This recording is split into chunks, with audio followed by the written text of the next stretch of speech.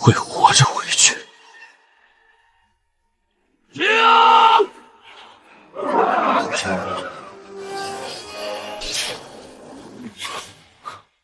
刚才那是什么情景？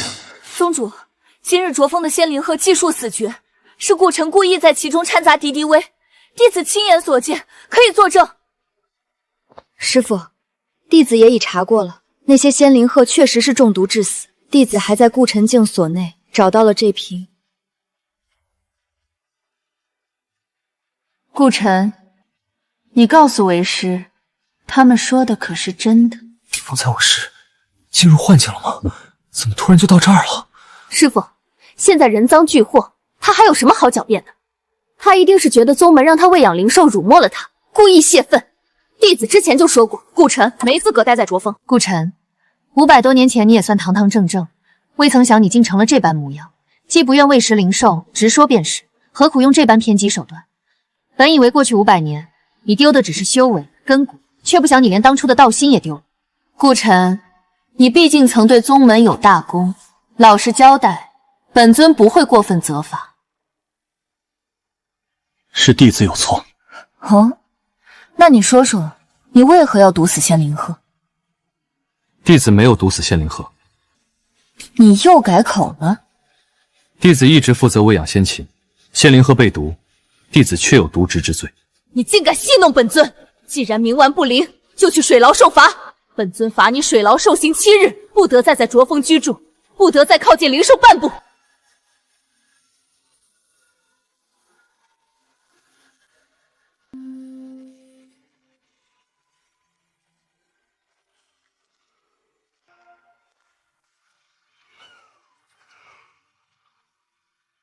那若真是未来，我这一生还真是可悲。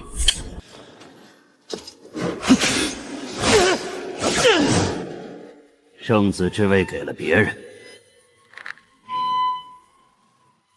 ，500年的热血与忠诚再次彻底化为灰烬。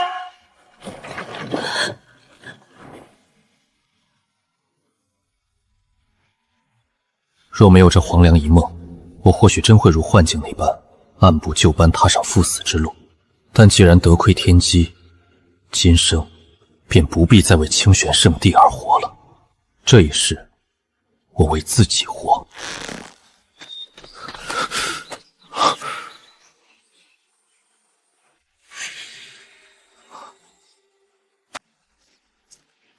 师兄，你没事吧？听说你被师父罚了，师弟很是担心，特地来看看你。这不是我的东西吗？幻境里所见的2样机缘之一。师弟来看我，还顺手替我收拾东西。师兄误会了，师弟只是怕这东西放在院子里被人顺走，替师兄保管片刻。既是师兄之物，自然完璧归巢。有劳师弟费心。师兄客气了。对了，听说师兄即将搬离卓峰，若是无处可去，师弟在清霄峰还有一间空池别院，师兄若不嫌弃，不必了。那师弟便不叨扰了。师兄，保重。这一世，我谁也不欠，这清玄圣地，不带也罢。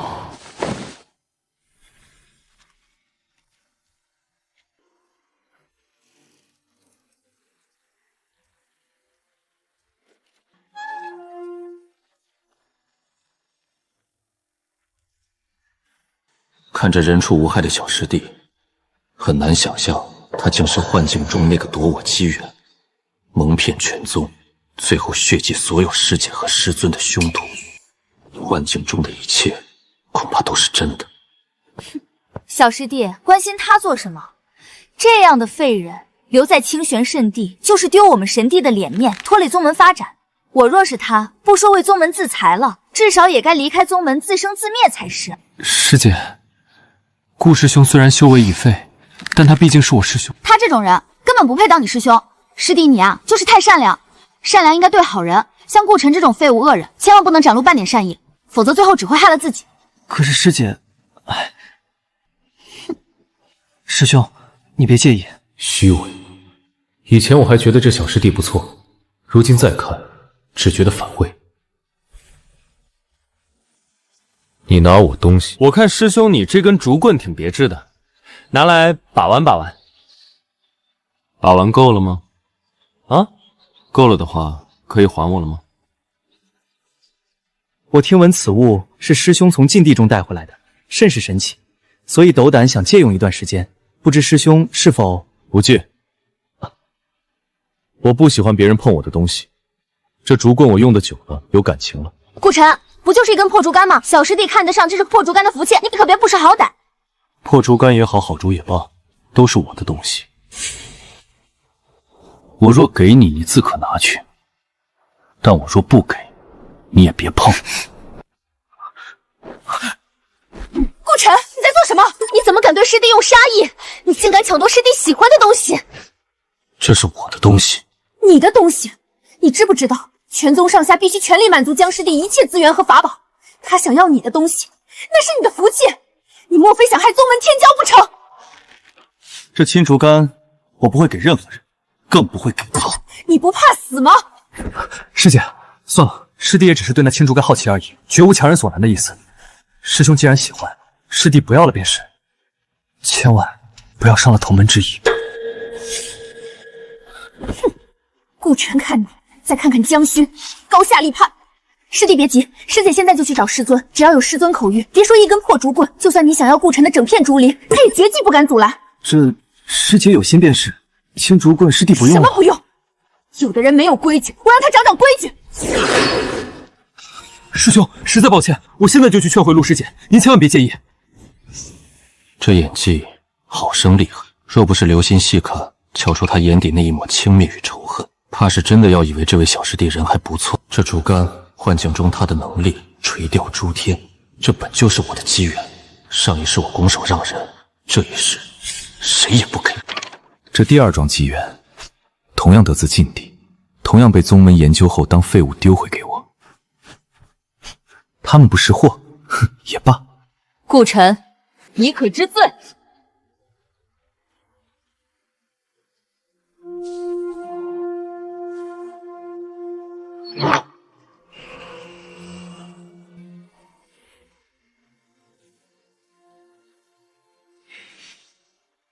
顾晨，你还笑？师父，顾晨就是嫉妒小师弟，这就是一个善妒之人，应当严惩。顾晨，你身为师兄本应扶持师弟，但你却因妒忌江勋，故意闹出此事，为师对你很失望。师父，弟子有样东西想请师父过目。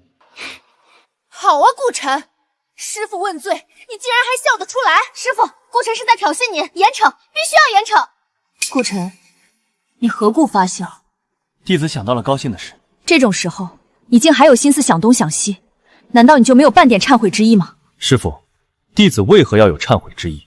你就因为弟子没给小师弟这根破竹枝，这个还是因为弟子还留在宗门，爱着小师弟将来继承宗主之位。当年进入禁地之前，师尊曾许诺，若弟子平安归来，宗主之位便传于弟子。当时师尊为表心意，还将掌门玉牌交于弟子。当时你确有掌门继位之资，但如今的情况，因为我废了，是吗？你自己都知道自己废了，还有什么脸面赖着这掌门玉牌？你这样跟个赖皮狗有什么区别？景瑶，住口！师父，这次你骂我，我也要说了。顾晨，你以为现在的清玄圣地还只是当年的清玄宗？你以为现在的你还有资格继承清玄圣地？你就是一个废人！难道你真看不清楚形势？你最好的归宿就是战死在禁地，成为一个让人缅怀的英雄，你还不明白吗？我说了，住口！顾晨，你小师姐的话确实不中听了些。师父，弟子反倒觉得小师姐的话如同黄钟大怒，振聋发聩，发人深省。其实弟子之前一直打算，等江师弟晋级金丹，有了宗主继任资格之后，便以命殉道，强行解除这宗主玉牌的羁绊。不过现在弟子的想法变了，弟子惜命了。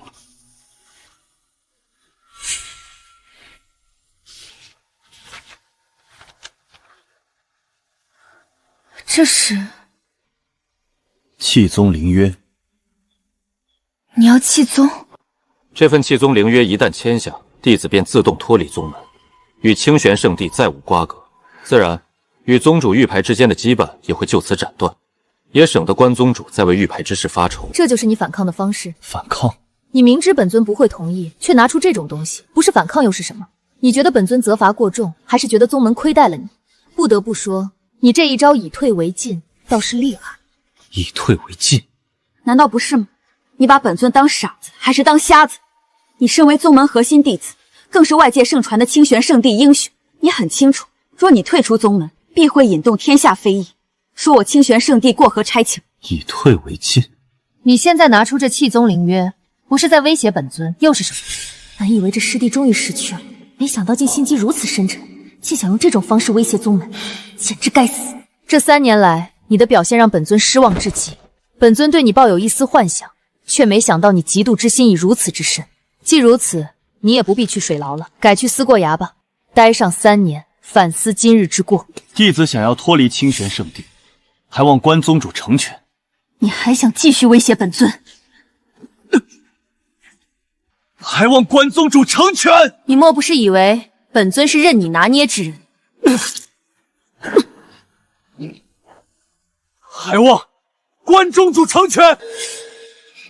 你若觉得本尊是任人算计、任人威胁之辈，那你就错了。本尊再问你一句，当真要弃宗？还望关宗主成全。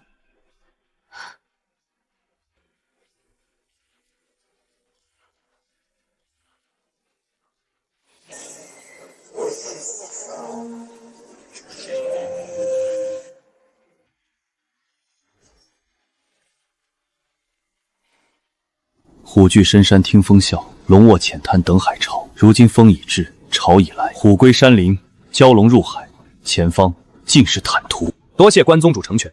按照宗门规矩，弃宗之人应交还宗门法宝，废除宗门新法。好在宗门赠予法宝，弟子3年前便已悉数归还，至于修为，早已全废。如今两不相欠，今日就此别过。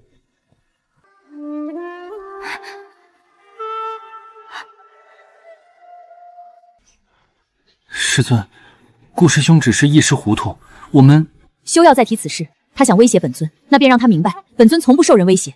传令下去，从今往后，顾晨与清玄圣地再无任何瓜葛，所有门人弟子不得以任何形式接济庇护顾晨。本尊倒要看看，失去了清玄圣地的庇护，他顾晨该如何生存。此去一别，愿是永别。至于前路歧途，无他，跨过便是。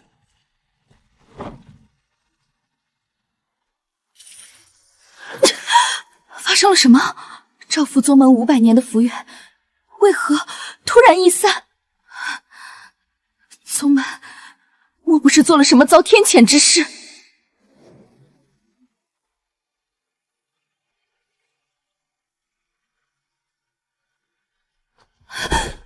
师姐，大师姐，你怎么样了？师姐，你快醒醒！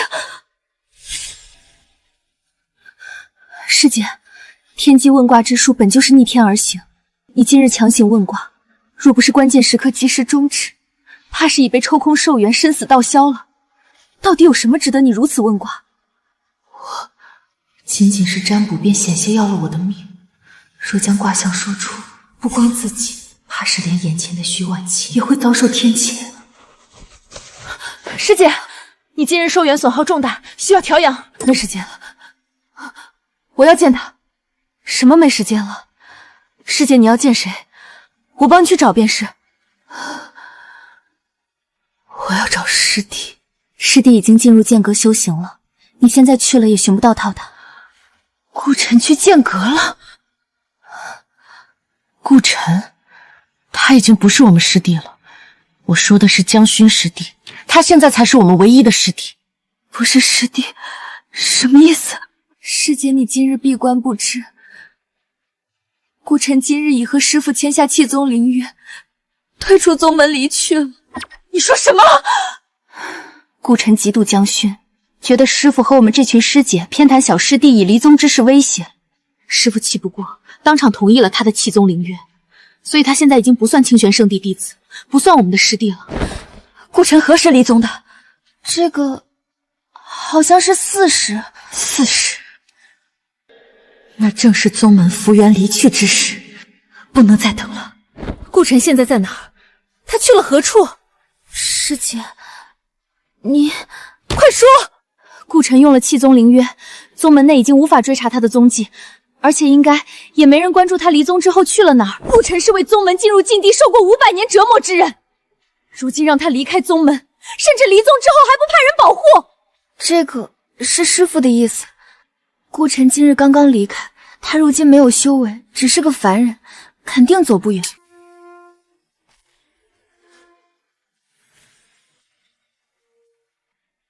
大师姐，这是怎么了？离开宗门后，去清玄城就太过于明显了。江勋这幻境中，我都已在宗门被欺压成那样，他还一心要置我于死地，生怕我再度崛起。如今我退出宗门，他更不会放过我。天齐山脉虽凶兽横行，但我500年前曾在此历练多年，倒比清玄城更安全。这是跟随我一同从禁地出来的2件东西，以前我不会用，宗门研究一阵也弃之不备，但在那片幻境中，我才看到了他们真正的面目。这本就是我的大机缘。这竹竿号称可垂钓诸天，10日可使用1次，可惜我如今修为尽失，灵力全无，暂时还无法催动。一语天地准，故能迷伦天地之道。精气为物，游魂为变，是故知鬼神之情状。这些文字3年来我已烂熟于心，却一直似懂非解。幻境中连江勋都拿去研究了几年，同样毫无收获。直到我濒死之时，才突然讯悟其意，那片幻境也不知是何物。若说它是一个完整故事，那我大概就是从出生起便注定当个悲情配角的命吧。好在我不用再按幻境中那般走完那条悲壮之路了。无愧。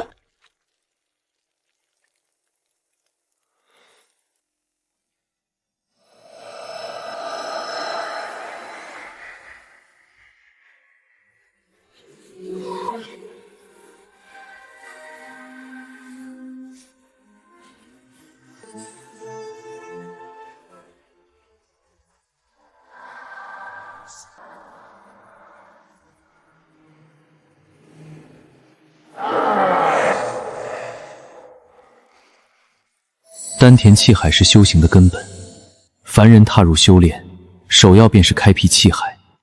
若气海无法开辟，此生与仙道无缘。而我这里曾是伤得最重之处。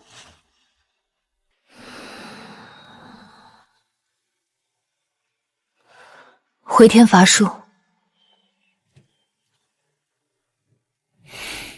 寻常人气海如一方池塘，资质高绝者可开辟至大江大河，而我如今竟如浩瀚大海，而且还在继续扩大。气海越大，灵力越浑厚，对战同阶自然碾压，但反过来晋级所需积累也成倍增长。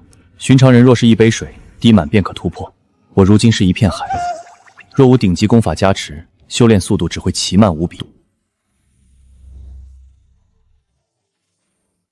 来了，按照幻境中所见，这本古籍本应化作一部天级功法才对。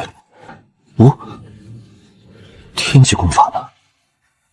难道是我把无悔写成了无愧，所以变了？但若没有功法，这古籍为何还悬于气海之中？这些白纸是能写的吗？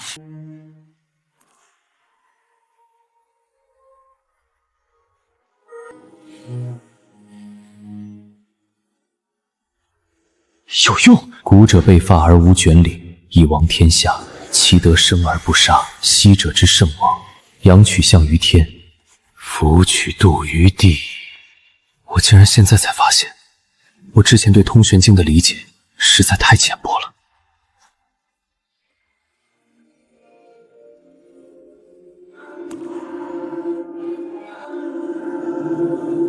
成了，我可以修炼了。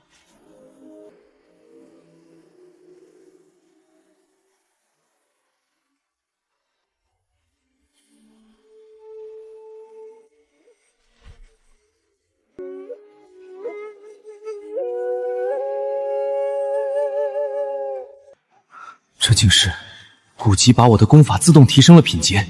通玄经原本连品阶都无，现在至少已是黄阶功法的门槛了。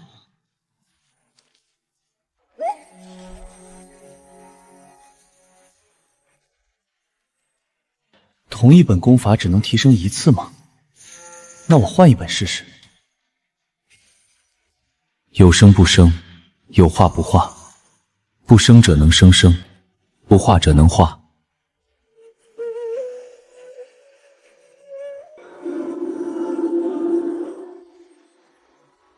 功法还能融合？每一本功法的创立都需要对修炼之道有极其深刻的理解，还要历经无数尝试与修正，稍有不慎便会走火入魔。而将两本功法融合，难度更甚。可现在，这无名古籍竟能自动完成。若是可以融合，那我把所有功法全写进去，最终会变成什么样？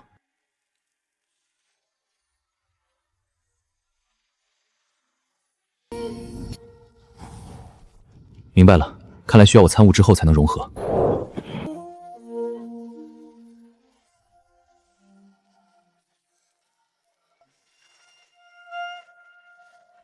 玄阶功法，这已与清玄圣地内门弟子所修的清玄诀同阶了。而我只用3本烂大街的启蒙功法就合出来了。功法可以融合，那剑诀法术丹方阵图是否也能如此？可惜我以前所学的剑诀法门全是清玄圣地不传之秘，如今已签气宗灵约，再修行或外泄都会遭天谴，暂时还是不能冒险尝试。当务之急还是先行修炼，至少要练到炼气3层。这青竹竿想要使用，需要特殊催动手法，而那种手法要求至少炼气3层才可施展。所以，先修炼。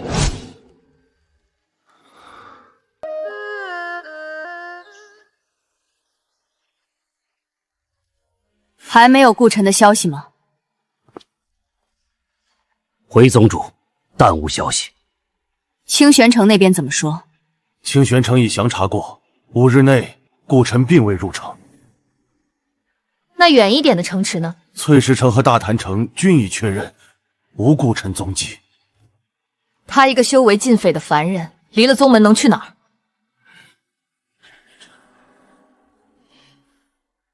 西岩呢？他情况如何？许峰主方才传话，念阁主虽遭天机反噬，幸得医治及时，目前虽未苏醒，但已无大碍。还有什么？就是许峰主说，念阁主昏迷之后，依旧不停呼唤顾晨师弟。哼，莫仙呢？我记得他在宗门。师尊，您找我，你可有顾晨消息？弟子没有消息。当真？千真万确。况且弟子与顾晨并无交集，师尊您应该是知道的。本尊记得，当年你最欣赏顾晨的文采与书法，曾腻在他身边很长一段时间。那不过是500年前弟子单纯罢了。顾晨自禁地归来之后，满身凶煞之气，已无当年才情，弟子避之不及，怎还会与他联系？那他离宗之时，你可曾给他什么符箓、敛息符？顾晨回宗3年，曾坏过弟子制服，弟子对他已厌恶之极，怎还会给他符箓？那会是谁帮他藏匿行踪？师尊是在忧虑顾晨安危？本尊怎会忧虑一个气宗废人？只是他毕竟曾是宗门天骄，500年前更曾为宗门进入禁地。如今若就此不管，天下人将如何言怨我清玄圣地？你有别的看法？弟子的想法却与师尊不同。哦，说来听听。顾晨曾是天骄不假，但如今宗门花费资源养了他3年，已是仁至义尽。至于500年前顾晨进入禁地一事，恕弟子直言，那禁地虽号称可为宗门抢夺符源，但这符源到底为何物，谁也说不准。真说起来，这500年来宗门大兴，靠的全是师尊带领，靠的是师姐师妹们勤勉努力。至于所谓符源，弟子确实未曾见过。如此便称顾晨为宗门英雄，实在过于草率。那你的意思是，画地为牢2分离，断情绝交不再会？如此，会不会过于绝情？顾晨天赋已废，此生再无修行可能，这便意味着他与我们终究是两个世界的人，离开宗门，自生自灭，才是凡人该有的归宿。再者，师尊你也说了，顾晨以弃宗灵约威胁宗门，这本就是大忌。既然如此，便由他去。宗门本就未曾亏欠于他，根本无需自扰。未曾亏欠，何况弟子以为顾晨用不了多久，便会重新祈求归来。哦，顾晨自小在清玄圣地长大，外界无亲无，如今已是寿元无多的废人，宗门养着他已是莫大情分。他此番外出，纯属不自量力，必会尝尽人间疾苦。等他在外熬不住了，自会想办法祈求宗门谅解。这个顾晨确实自讨苦吃。若他真在外活不下去，祈求归来，看本尊不好好收拾他！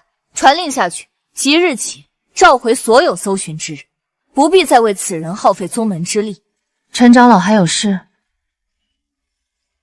属下遵命。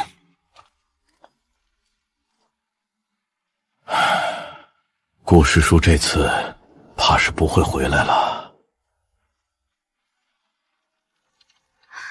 师姐，你总算醒了，快先把药喝了。顾晨呢？回来了吗？师姐，你怎么还记挂着顾晨？他都离宗半月了，宗主已经下令不再寻找了。什么？我昏迷了多久？算起来已有13日了。这么久，顾晨为何不找了？我之前不是说过务必要找到他，将他带回宗门吗？算了，我去找师傅。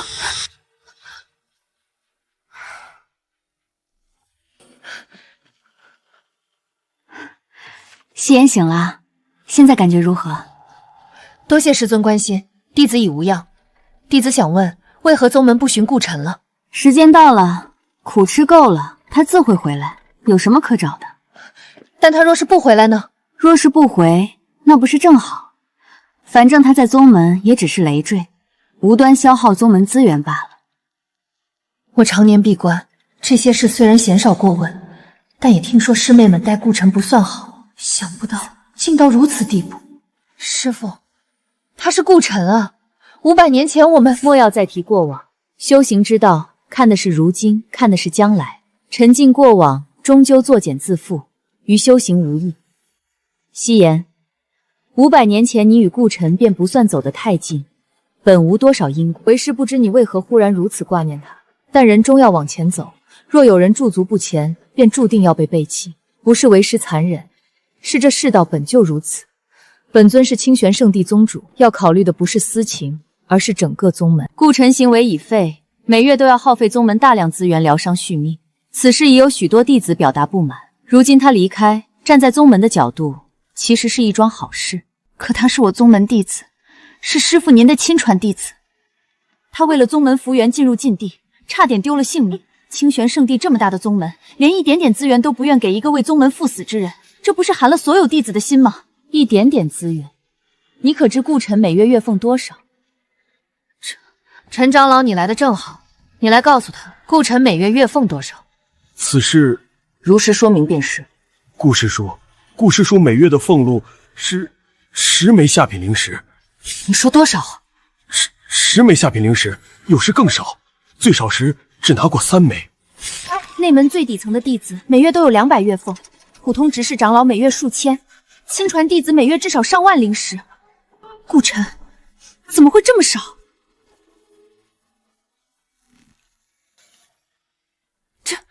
这怎么可能？顾晨虽已修为尽废，但毕竟是本尊亲传弟子，月俸这么少，是不是你们从中克扣？属下绝无克扣，就算有这个心，也绝技不敢，请宗主明鉴。那你给本尊说清楚，为何顾晨每月俸禄如此之少？这个说，是宗主您定下的呀。一派胡言！2年前，顾师叔因为损坏灵石，被宗主您罚俸减半。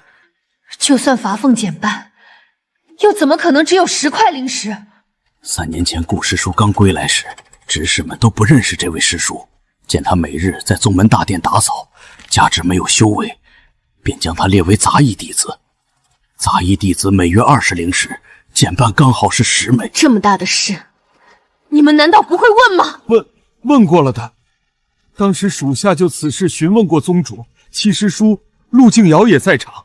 他说顾师叔只是一个杂役弟子，当时宗主在旁边没有反驳，所以……那之后呢？3年时间，你们难道还不知道顾晨的身份？知道是知道的，只是宗门俸禄一旦定下，想要更改需要宗主下令。当时宗主说顾师兄只是一个废人，没必要浪费太多灵石，差不多就行，不用特地改变什么。本尊以为当时是按照普通内门弟子的俸禄给他的，怎么会知道他竟被列成了杂役弟子？况且，顾晨只是一个没有修为的废人，在宗门日常用度什么都有，他要灵石也无用。他是你的亲传弟子，堂堂亲传弟子，岳凤连杂役弟子都不如。虽说日常用度不用灵石，但若需要其他东西呢？若生个病吃个药呢？这些难道不用灵石去换？师父不会否认吧？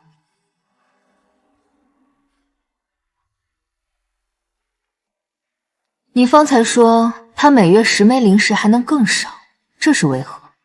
这个不用问了，是本尊做的。顾晨行为莽撞，时常犯错，本尊便经常罚他月俸减半。他是你亲传弟子，是师父你当年一手带大的弟子。本尊平时忙碌，这种小事怎会挂在心上？再说，他一个凡人，若不图享受，灵石本就无用。何况他刚回宗门时，医治伤势花费了大量灵石资源。其实，顾师叔当初疗伤所耗的灵石资源，最多只有1000。胡说八道，怎么可能？本尊当时……宗主，您当时亲自为顾师叔治疗，之后见他再无修行可能，便放弃了顾师叔。虽也吩咐了药石温养，但当时江轩小师叔正值突破关键期，许多资源与顾无师叔所用重叠。为此事，三师叔徐婉晴特地找过顾师叔，说了什么不知道，但自那之后，顾师叔便不再要求任何药石了。其实，上千灵石还是属下说高了。师尊，顾晨，他是你的亲传弟子，更是宗门的英雄，你如此待他，不怕这宗门弟子寒心吗？又说这事，顾晨只是一个没有修为的废人，伤势已不可逆，不浪费宗门资源，岂不正好说明他有自知之明？宗门能庇护他，给他容身之所，也是旁人可望不可及的了。那他是宗门英雄，这事又当如何？500年前他冒险进入禁地，可是为宗门去的，为宗门福缘去的。福缘？你所谓的福缘到底存不存在，你自己能说清吗？当然存在。自从顾晨进入禁地以后，宗门福缘不断汇集，此后宗门昌盛就是最好的证明。难道师父到现在还不肯承认？本尊反倒觉得和所谓福缘无关。师父，你连弟子的话都听不进了吗？夕颜，你的话为师自然是听的。你曾多次为宗门卜算前路，为师从未质疑过你。但福缘之事太过虚无，至今无人可以证实。师父，弟子无法在福缘是否存在之事上说服你，但弟子想提醒您一句，就在顾师弟脱离清玄圣地的那一刻，宗门500年来的福缘已开始易散。既然你说福缘已经易散，那不妨好好看看，易散之后宗门会如何？本尊倒也想瞧瞧，这所谓的福缘到底是何物？师父，福缘长存可日积月累为宗门积攒运道，可若福缘易散，宗门将会灾祸连连，这样的玩笑开不得。当年为师就不该让你修炼天机一道，你要记住，修士本就逆天而行，全凭所谓福缘，终究如同镜花水月，你要相信人定胜天。弟子告退。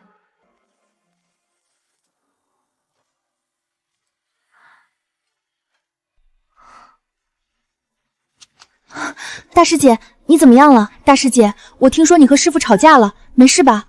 顾晨这人真可恶，连走了都能闹得宗门内部不和，怎么这种人就不遭天谴啊？是啊，这该死的顾晨！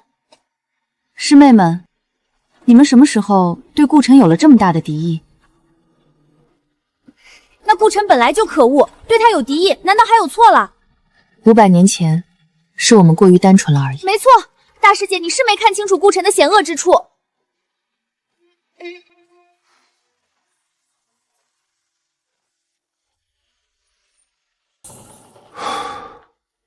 突破了炼气3层。从入定到现在正好1个月，若只看境界，炼气3层的速度实在算不上快，但我的丹田气海广阔，论灵力神厚，如今已不弱于炼气7层的修士。这点突破不值得太过激动，真正让我在意的是这个。炼气3层已到，这青竹竿终于可以开始使用了。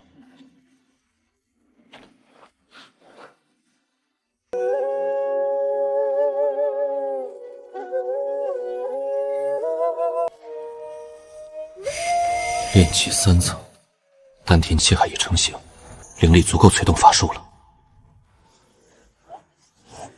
去头，果然没那么容易。04，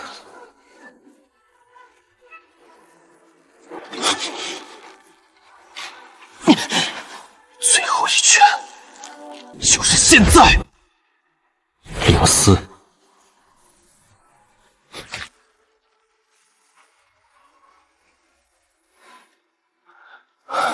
滴血认主，化珠为干，成了。垂钓诸天，让我试一试。幻境里看到的是江玄无意中激活后的用法，也不知对不对。垂钓诸天是否需要饵料？好大的力气！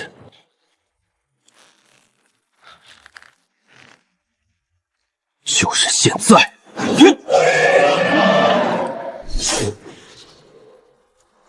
功法，这是那本天书，万年之前失传的那本。符箓一道，修仙6道之一，符石落笔成符，妙用无穷。顶尖符师可在方寸之间写入至尊之力，一张符可屠一城，灭一国。秦墨仙当年曾告诉我，得天书符箓者可成符道至尊。这万年不见踪迹的东西，竟然被我钓上来了。这不仅讲如何制符，还从天地起源大道演化讲起，内容晦涩深奥至极，难怪历史上有记载的获得者都耗费数百年才能有所成就。我现在寿元本就不多，必须尽快提升修为，增补寿元。哪有几百年时间研究符道？对了，无愧古籍，若把天书符箓写在上面会怎样？之前写入通玄经，便自动进阶为通玄道经；写入冲虚经，又与前者融合成玄虚经。若这符箓之道也能加速参悟，哪怕只是缩短1-2成时间，也值得一试。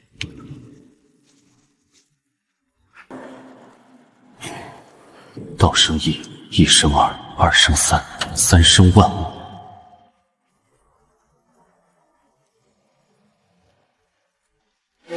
所谓符箓之道，便是以神魂为引，勾天地道运，落于方寸符纸之上的道法。天地道运是本就存于天地间的规则之力，想成为一名符师，首先需在书法之道上有所造诣，其次需有充足的神魂之力，最后则需对天地道律有足够的感悟与理解。这届弟子的字迹一个比一个差，莫说书法大家，连最基本的笔韵都没有。这些年见过字迹最好看的，奇怪，我怎会又想起此人？这样的废物，离了宗门，我早该将他忘却才是。一定是因为大师姐最近频繁提起他，找机会还是该劝大师姐斩断执念，断舍离才是。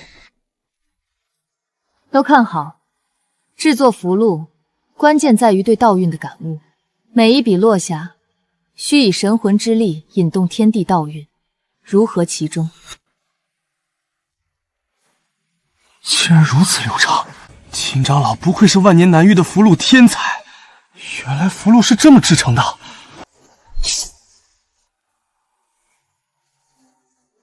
成了。怎么回事？这天地道运本是规则之力，寻常不可见，不可触。即便是高深符师，也需以特殊手法勾连才能引动。这到底……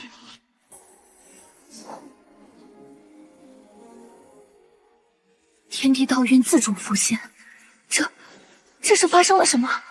万运朝拜，这是万运朝拜！天地道运被人吸引，主动现身，朝拜致敬。这只有在那些符道古籍的猜想中才被提及，从未有人真正见过。怎么会这样？难道有符道至尊降世了？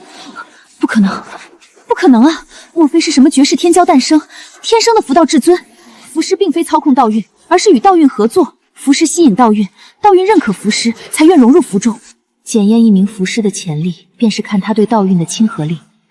我已是同辈中的佼佼者，可即便如此，我连万运朝拜的1/1000都做不到。这一幕，绝对是前无古人之事。这究竟意味着什么？引动这一切的存在，他在哪里？他是谁？天地为何因他而变？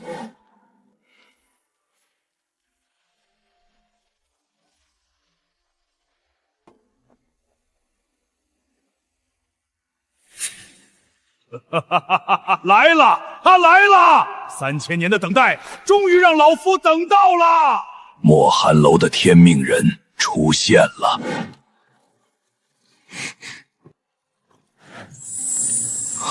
竟然真的写完了，1天1夜抄录完整本天书符录。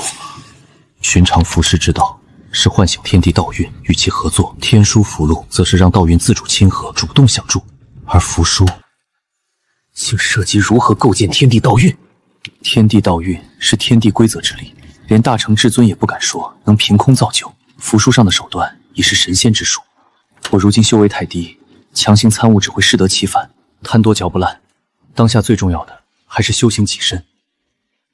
秦主干第一次垂钓，就钓上了万年失传的天书符录。这东西的强悍远超我在幻境中看到的那些，可惜10日才能用一次。此地距离清玄圣地太近，随时可能被发现，灵力也太过微薄，我用灵石辅助修炼都已耗尽，不能再待下去了。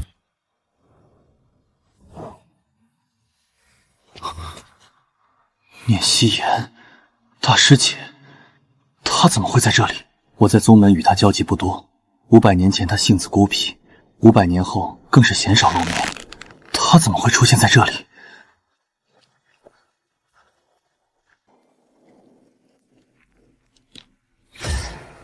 这阵法挡不住真正的高手，但足以让贸然闯入的人看出此地已被遗弃的假象。现在还不是与他碰面的时候，此行的目标是云霄城。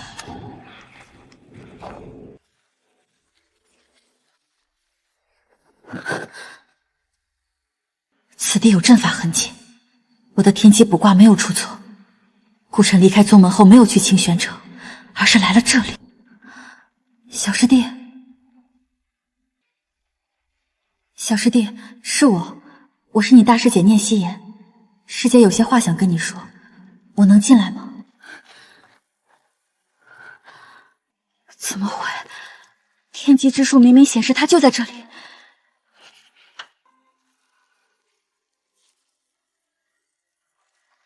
这是灵石被吸干后留下的粉末，而且是被缓慢吸收，一丝不剩的吸干净的，不是催动阵法或法器那种快速抽空，而是修士修炼时慢慢耗尽的方式。他重新修炼了，他的修为恢复了，可他把灵石吸到一点残渣都不剩，这是散修才会做，因为灵石不够用。小师弟，我会找到你的，我一定会补偿你的。宿贵，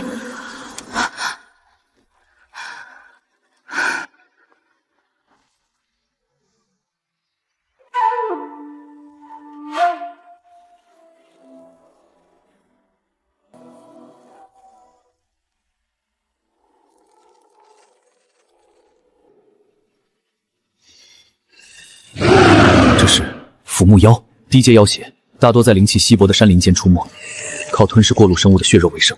炼气期2、3层的修士遇到它，尚可勉强一战，但若是凡人遇见，绝无生路。运气还真是不好，刚出洞就撞上了。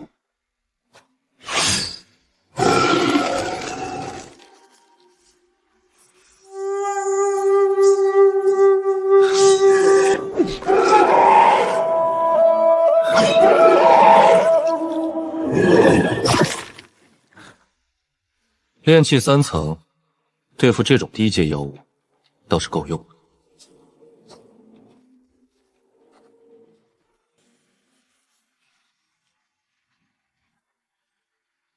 云霄城应该就在前面了。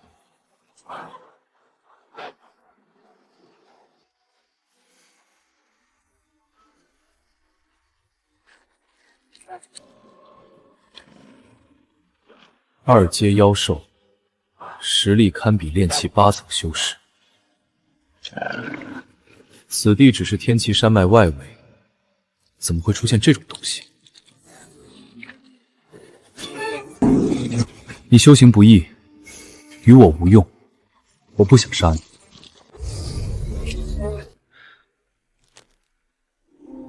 这是血煞之气，这玩意儿居然自己出来了。这还是500年来在禁地中无休止征战所淬炼出的杀伐之气，倒是与我修为无关，与灵力无关，单纯因为我是在尸山血海中趟过来的。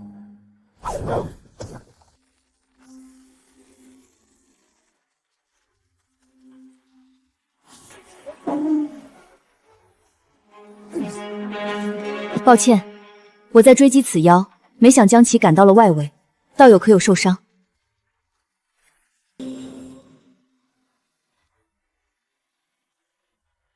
那只狼妖突袭了。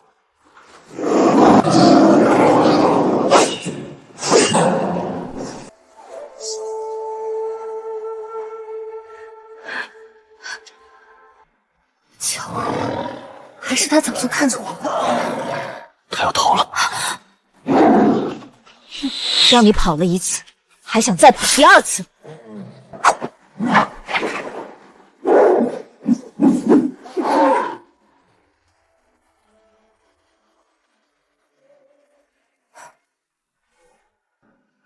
好古怪的人。我叫叶红烟，来自天策府，不知道有散修。散修？方才面对2阶狼妖时那份从容，不慌不忙退到安全位置的判断力，还有那虽只泄露一瞬却令人心悸的血煞之气，怎么看都不像个普通散修。不过修行界性情古怪者众多，倒也不奇怪。方才狼妖因我追逐惊扰道友，为表歉意，狼妖尸身便赠与道友。好意心领，狼妖与我无异，既是叶姑娘所杀，便归叶姑娘。这若无事，就此别过。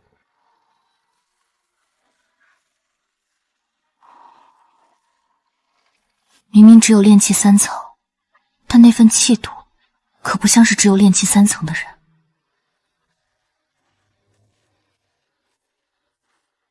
天策府名声不错，但在这种荒郊野外，最危险的往往不是妖兽，而是人。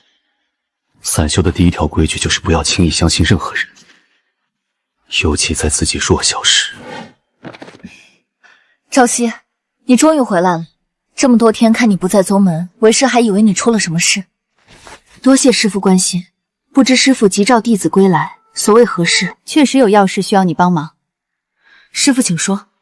你小师弟刚从剑阁出来，1个月的剑阁历练，他在剑道上再度进益。为师打算送他一柄佩剑，希望你能用天机之术为其加持。就为了这个？有问题吗？师父，弟子记得，宗主急召只有在宗门出现最要紧之事时才会动用。您就为了给小师弟佩剑加持，用了宗主急召？什么叫就为了这事？你小师弟现在是宗门最重要的人，是清玄圣地的未来。他剑道有成，佩剑自然需要格外慎重，这本就是宗门头等大事。弟子领命。佩剑在何处？弟子现在便可加持。不急，你2师妹还在帮他炼制，想来很快就能打造完成。还没打造完，哪有那么容易？你小师弟这柄剑是为师和你几个师妹用了无数天才地宝凑出来的。即使你二师妹炼起之术大成，也要耗费不少时间和心力。你先回问殿阁吧，等你二师妹打造完成，为师会再换你。对了，记住不能离开宗门。你比为师更清楚，法器加持在刚完成时施展效果最好，晚了会差很多。小师弟，不是师姐不想找你，是师姐担心，若因你的事与师父争执，他会迁怒于你。上次那番理论已经让他对你更加厌恶，我不能让事情变得更糟。你等等我，等忙完此事，师姐立刻去找你。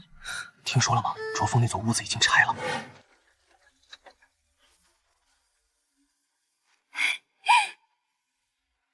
师姐，你看，这破屋子终于拆了，接下来就能按咱们的设想给小师弟建寿栏了。先把这些污秽之物清理干净吧。小师弟的寿栏需精心打造，不可有闪失。师姐说的对，那我现在就去把废墟残骸全毁了。何必这么麻烦？一张烈火符足以将此地焚尽。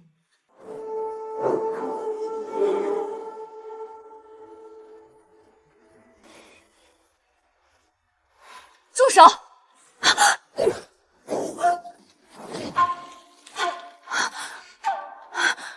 师姐，你怎么突然？大师姐，还好师姐收手及时，要不然就伤到你了。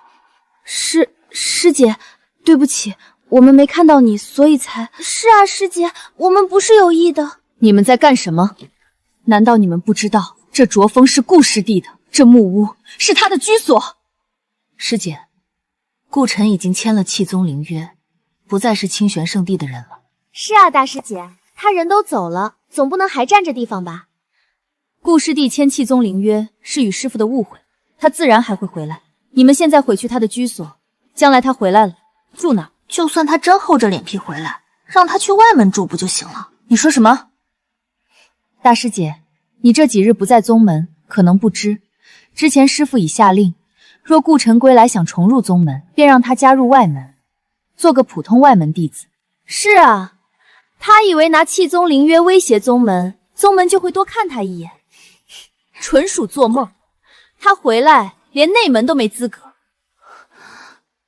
你们两人以前不是和顾晨关系最好的吗？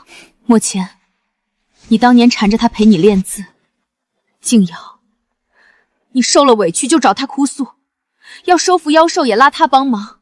你们什么时候变得这么绝情了？师姐，你说的都是500年前的事，那时我们年轻不懂事，被他的伪装骗了，你怎么还记着？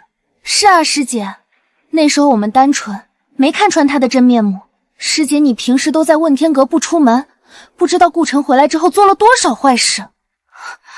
他害死我新收服的灵兽，还坏了五师姐顿悟的通天符箓，罄竹难书。我们几个师姐师妹都巴不得他死了才好。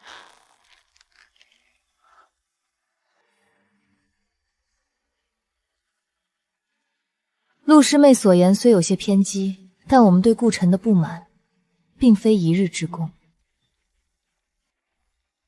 咦？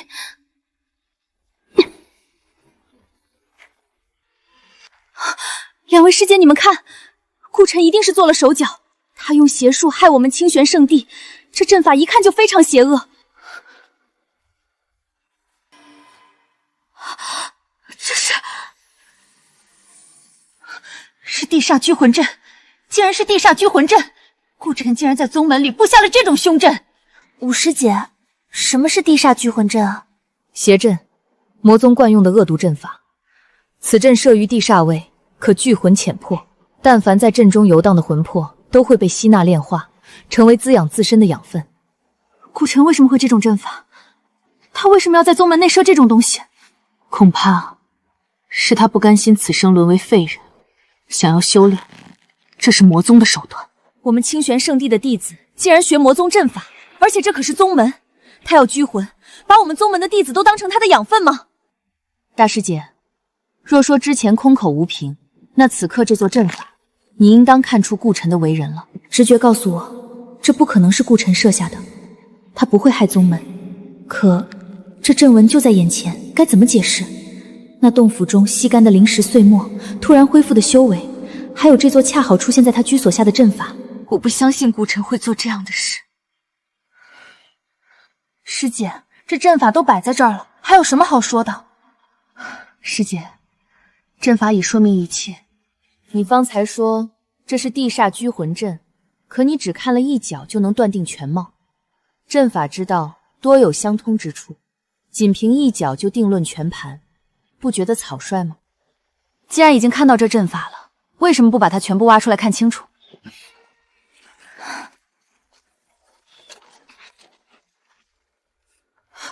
我就说我的符书怎么不见了，原来在顾晨这里，是他偷走了。师姐，你看，这不就是当初我那只灵兽的脚吗？他当时还狡辩说和他没关系。看来他偷偷拿了不少东西。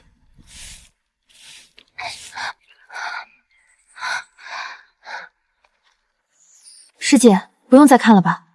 这就是拘魂阵，结构已经很明确了。我不相信，师姐，这已经不仅仅是拘魂纳魄了，还多了融魂化魄的部分。被拘之魂会被彻底炼化成养分，连转世的机会都没有。我不相信。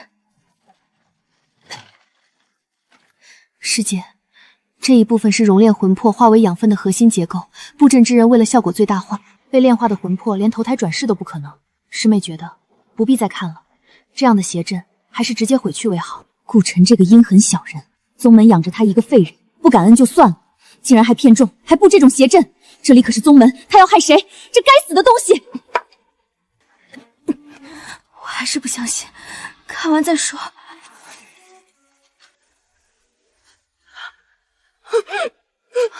大师姐，你别伤心，为了那种人不值当啊。不是，顾晨没想过害人，他心里一直有宗门的，一直都有的，我知道。师姐，你在说什么啊？怎么可能？这怎么可能？明明是地煞拘魂阵的结构，为什么还能变阵？这假的吧？秦师妹，现在看出来这是什么阵了吗？这是三宫化魂阵，三我功法，化我神魂，只为福泽一方。这不是地煞拘魂，不是什么邪阵，这是为了宗门甘愿赴死，甘愿死后神魂化为宗门一份，帮助宗门延续福泽的大阵。那些拘魂炼魂的法阵，顾晨针对的都是自己。他想的是自己死后居住自己的魂魄，将其化去，以不入轮回魂飞魄散为代价，以魂殉道，为宗门祈福。什么？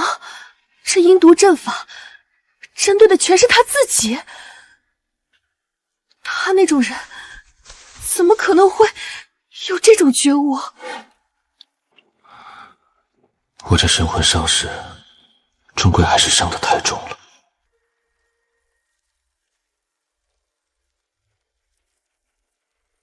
在宗门时3、5日便发作一次，离开后这1个月只发作了2次。江轩在我住处做的手脚，倒是从未停过。此仇我记下了。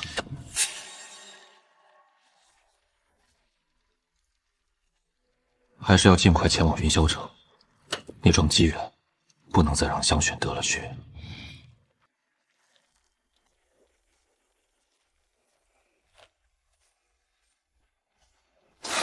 有人在此被围攻，修为高的那个逃了，围攻者用了毒，看样子逃走的那个伤势不轻。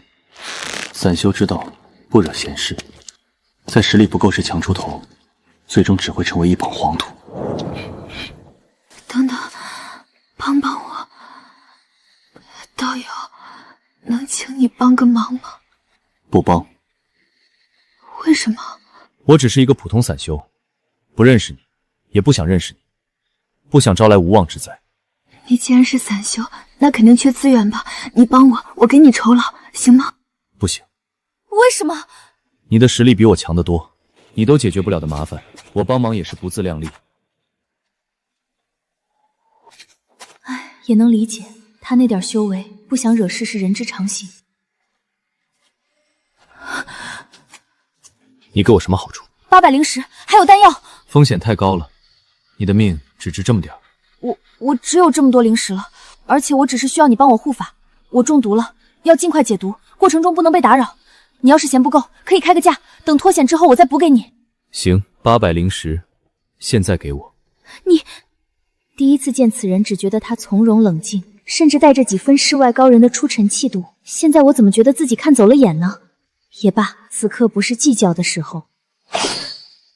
都在里面了，都在里面了。你不是不想惹事儿吗？怎么突然改主意了？因为我已经惹事了。啊？追你的人已经跟来了，我要么杀人突围，要么只能往前走。但无论哪条路都会被追踪到踪迹，横竖甩不掉麻烦。所以，你不是突然善心发达，而是看没办法抽身事外才回来的。不赚白不赚。能走路，你带路吧。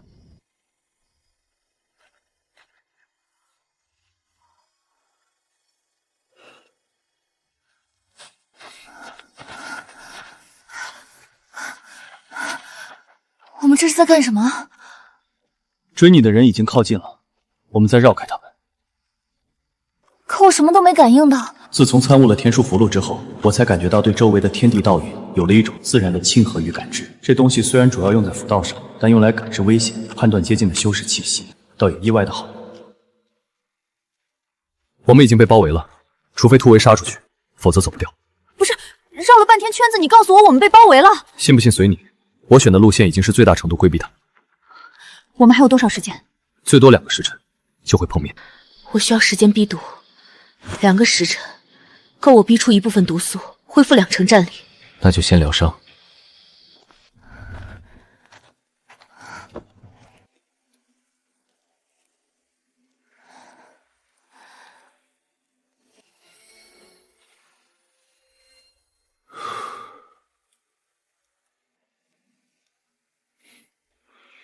怎么回事？那个女人到底跑哪儿去了？不知道，血迹明明往这边来的，而且还有一个人的踪迹。应该就在附近，仔细搜。坏了，我低估了体内毒素的顽固程度，2个时辰的逼毒效果远不如预期，现在能发挥的战力还不足全盛时的3成。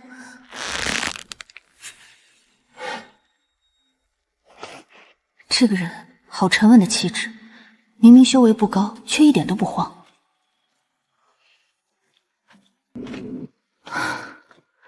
你还能全力出手吗？若不计后果的话，最多2次。2次，1次就够了。你疗伤，我去引开他们。他刚才说要去引开他们，明明只有炼气3层，可这个人站在那里，竟给人一种孤傲之感。明明才第2次见面，为什么每一次都能看出不一样的东西？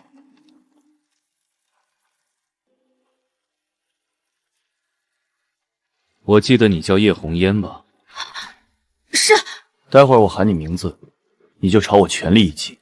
朝你？对。可是，按我说的做，记住了吗？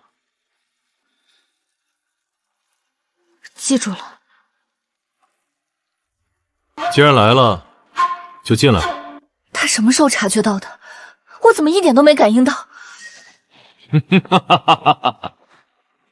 原来还真有个同伙，炼气3层，倒是会藏，害我们找了这么久。小子，你倒是有些本事，不过可惜见了这个女人，你终究难逃一死。要怪就怪你自己命不好。你们谁先进来，或者一起来？他肯定还在疗伤，趁现在。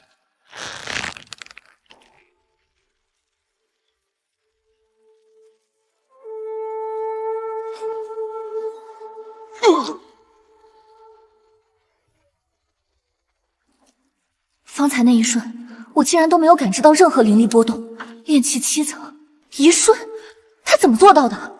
那个女人出手了，她果然在里面。你上，她的伤势不可能连出2招。我进去，杀了她。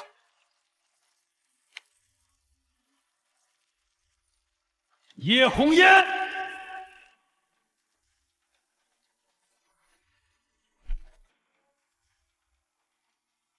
哈哈哈哈哈哈！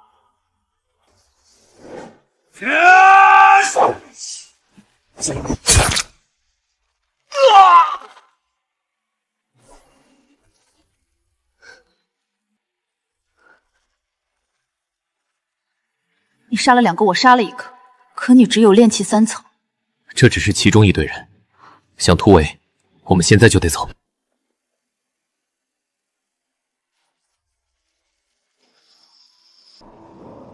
你别看了，这3个储物袋里没有解药，应该是追杀你的人一开始就防着你杀人夺药。我知道，接下来我们怎么办？这家伙每次动用灵力都只释放出刚刚够用的程度，不多1分，不少1毫。无论是翻越沟壑、加速疾行，还是中途忽然急转改变方向，对灵力的消耗竟然都精准到了极致。入微，这是入微之境，只有对自身灵力把控到了极致，身经百战之人才能做到。方才山洞中顾晨2次出手，我都没有感知到任何灵力波动。原来不是因为没有动用灵力，而是因为将灵力全部封存于体内，没有丝毫外泄。这种掌控力，连我也自愧不如。这个人到底是什么来头？五师妹，你去替顾晨向师尊求情吧。你饱读诗书，通晓道理，讲起话来师尊最能听得进去。只要你愿意开口，一定能说服师尊。到时候即便签了7宗灵约，也可以重新签归宗灵约，顾晨就能回来了。大师姐，这件事我做不到，我不会为顾晨去向师尊求情。为什么？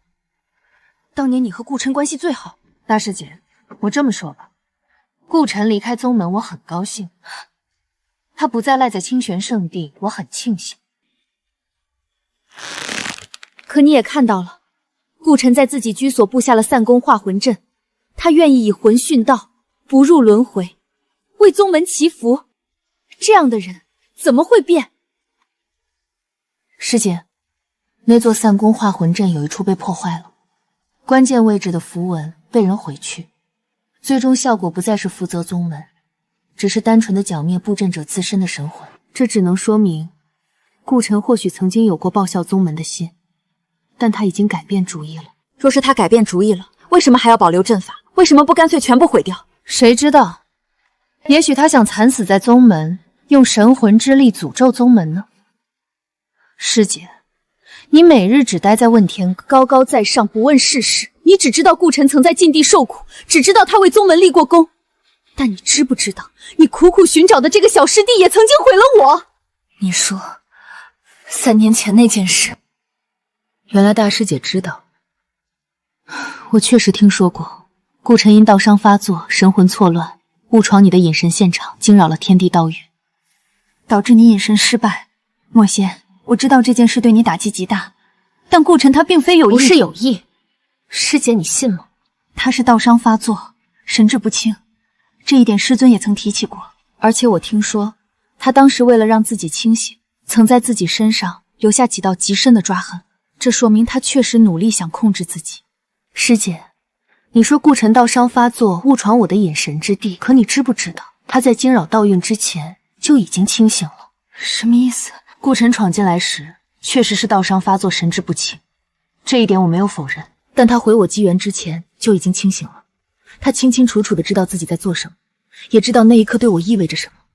可他还是做了。怎么可能？师尊不是说……师尊当然知道真相，但他觉得顾晨已经是亲传弟子，又正在被其他师姐妹憎恶，若是再让我说出真相，顾晨在宗门就彻底没有容身之地了。所以他让我闭嘴，把这件事压了下来，对外只说是一场意外。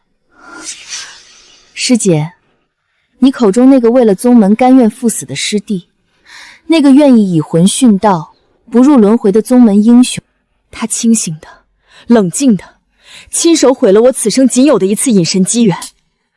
他让我此生再无进阶7阶符师的可能。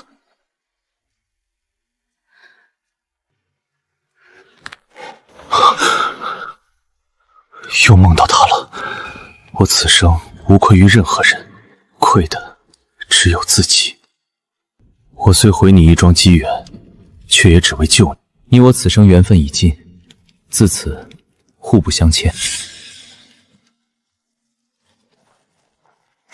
安然，我们现在已经彻底甩开敌人了。我特地抓了几只野兔，今天好好犒劳犒劳，顺道让你尝尝我的手艺。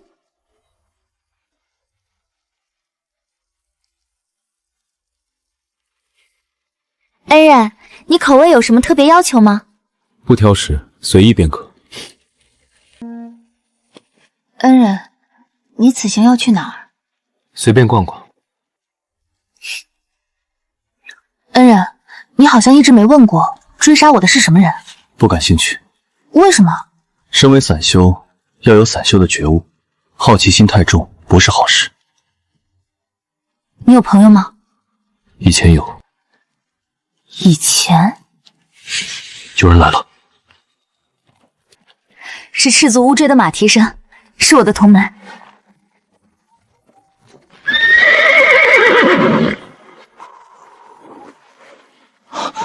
师妹，你受伤了，赤水门的人怎么会对你动手？多谢赵师兄忧心，红颜已恢复不少。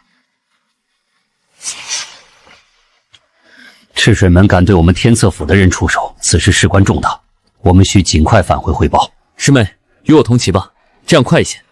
多谢师兄好意，红颜跟在后面便可。红颜毕竟是女孩子，要不红颜，你骑我的马，我和赵师兄同骑便是。恩人，上马吧，我带你离开此地。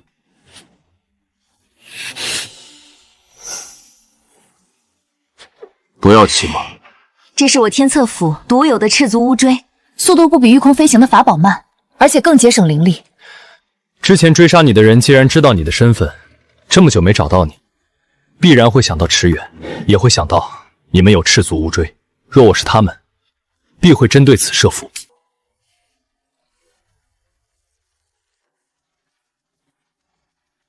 你是不是以为我们都是练气期的小修士了？一名金丹，三名筑基，这股力量可不是谁都有胆子算计的。哼，就此别过吧。安然，我答应帮你一次，如今你已与同门会合，我履约完毕，后会有期。师妹，赤水门之事耽搁不得，我们赶快上路吧。是啊，师妹。而且那人修为不高，却格外警惕，跟着我们反而不自在。这几日承蒙恩人搭救，红颜感激不尽。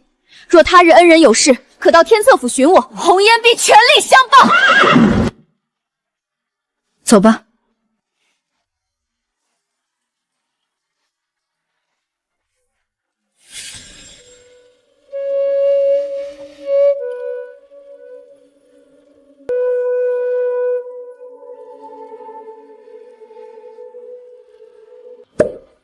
10天已过，可以再钓一次了。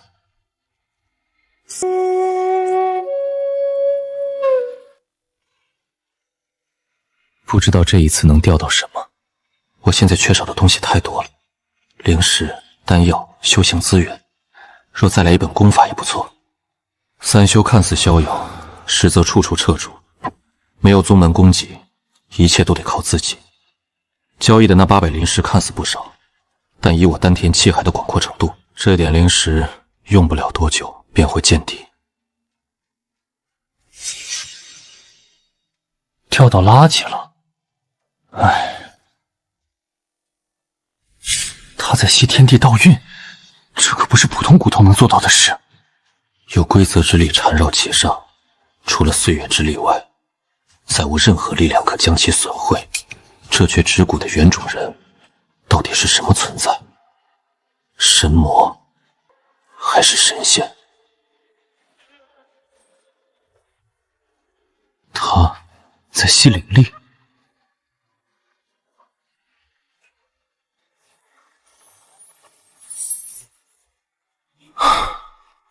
20块灵石砸下去，怎么连个水花都没有？这玩意儿不是来坑人的吧？隐闪，这道运是冲我来的。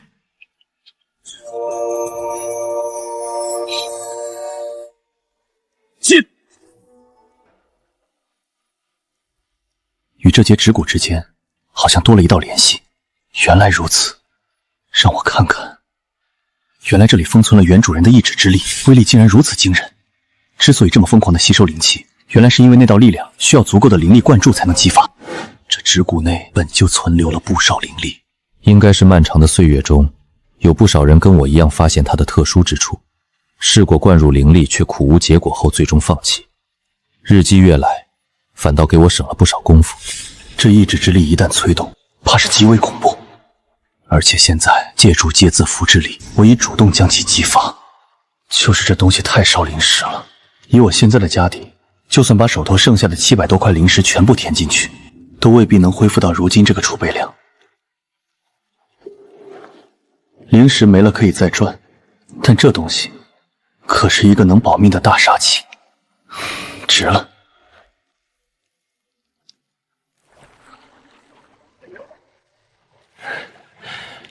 叶师妹，你看，现在你还说那个小散修说的是真的吗？那个散修或许有些本事，但毕竟只是个散修，见识、修为都太低了些。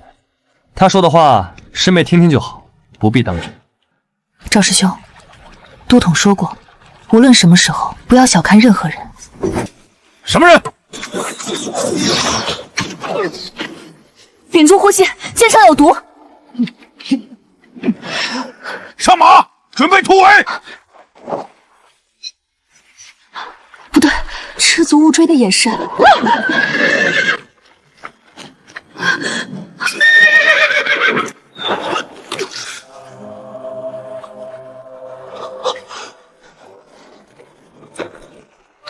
赵师兄！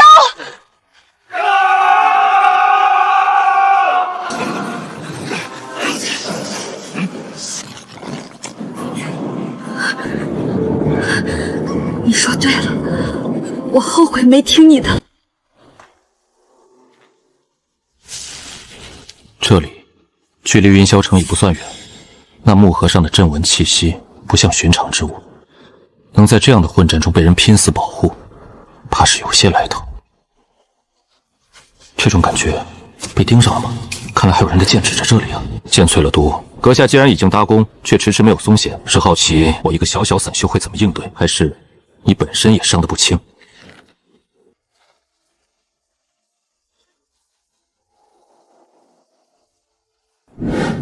大哥，杀不杀？等等，那小子好像在解禁制，他有点本事，能碰万宝盒的人可不多。这小子难不成是个符师？区炼气4层，竟然能解万宝楼的禁制。正好，咱们正愁不知道怎么开这匣子呢。螳螂捕蝉，黄雀在后。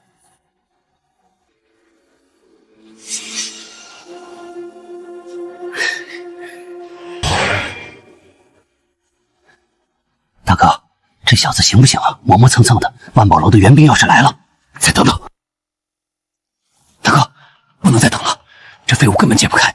趁万宝楼的人没来，不如直接杀了抢走匣子，咱们另想办法。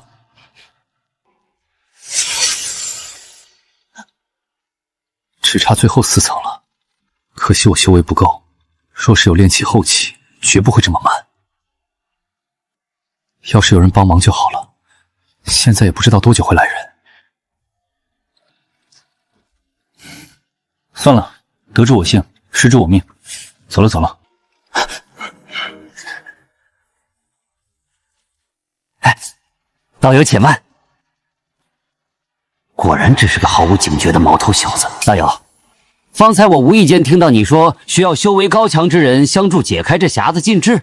道友有事。道友不必紧张，我也是路过此地。既然你我目标一致，不如合作如何？你出力，我出修为，事成之后按劳分配，你看怎样？怎么分？道友，你说怎么分就怎么分。我7你3。当然可以。道友有真本事，我就是出个蛮力。事不宜迟，咱们抓紧吧。7、3，等匣子一开，老子连你一条命都不留，还分红，做你的春秋大梦。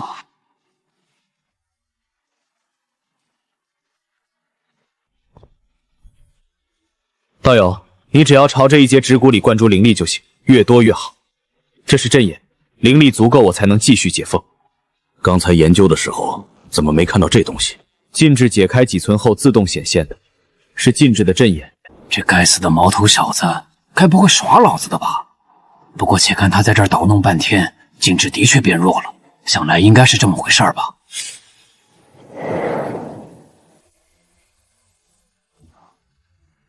道友别分心，全力施为，我正在解最后一层禁制了。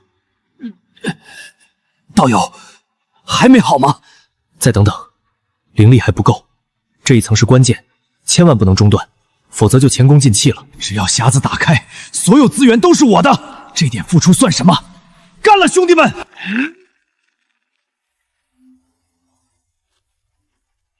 开了，终于。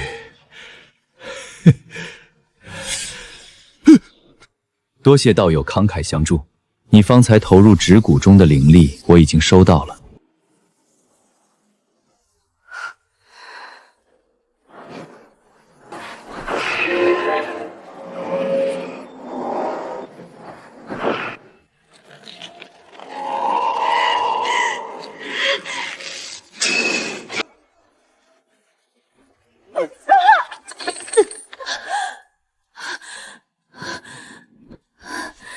顾师弟，邪姐相信你一定是被冤枉的，你再等等，等姐姐把这天机轮回镜练成，一定帮你伸冤。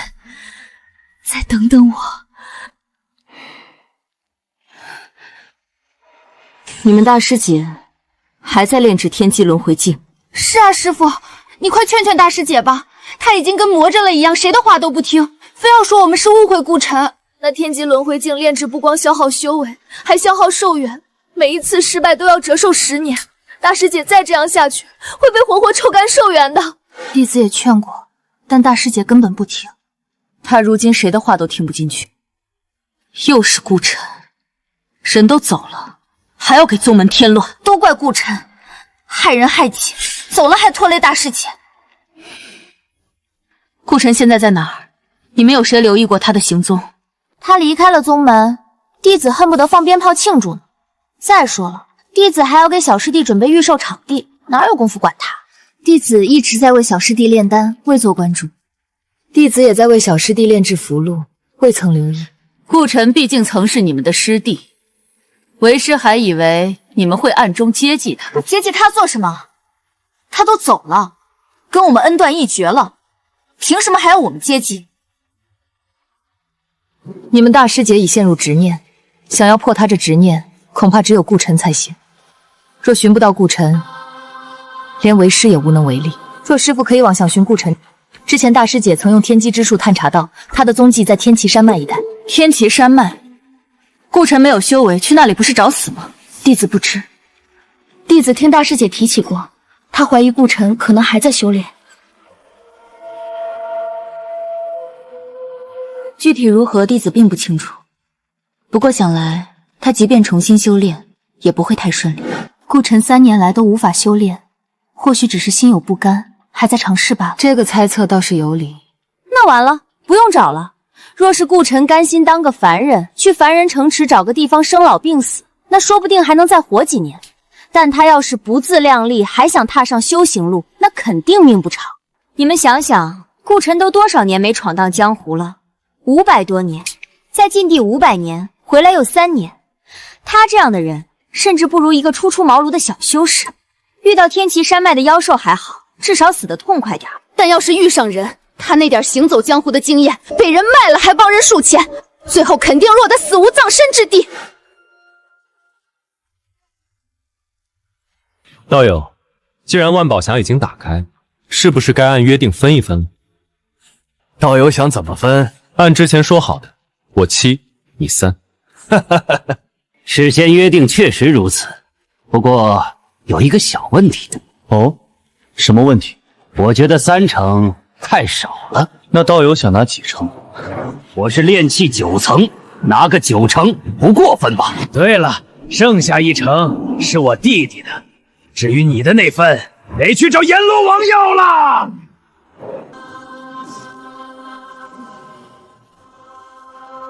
啊！大哥，你放开我，大哥！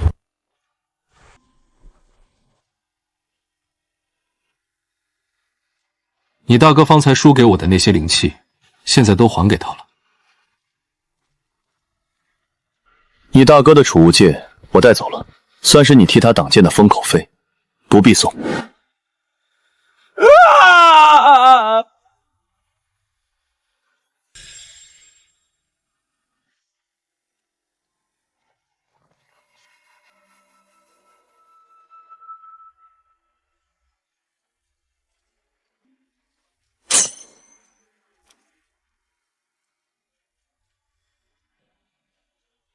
不知前辈拦住在下，有何贵干？你可曾见到一名炼气8层修士以风遁之法从此处逃离？晚辈未曾见到。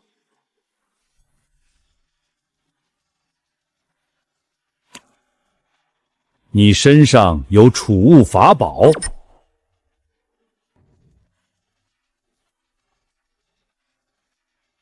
前辈慧眼，这是晚辈的储物袋，不知前辈。交出来！本座怀疑你可能与那贼人岑东水有勾结，现需你上交储物法宝，接受检查。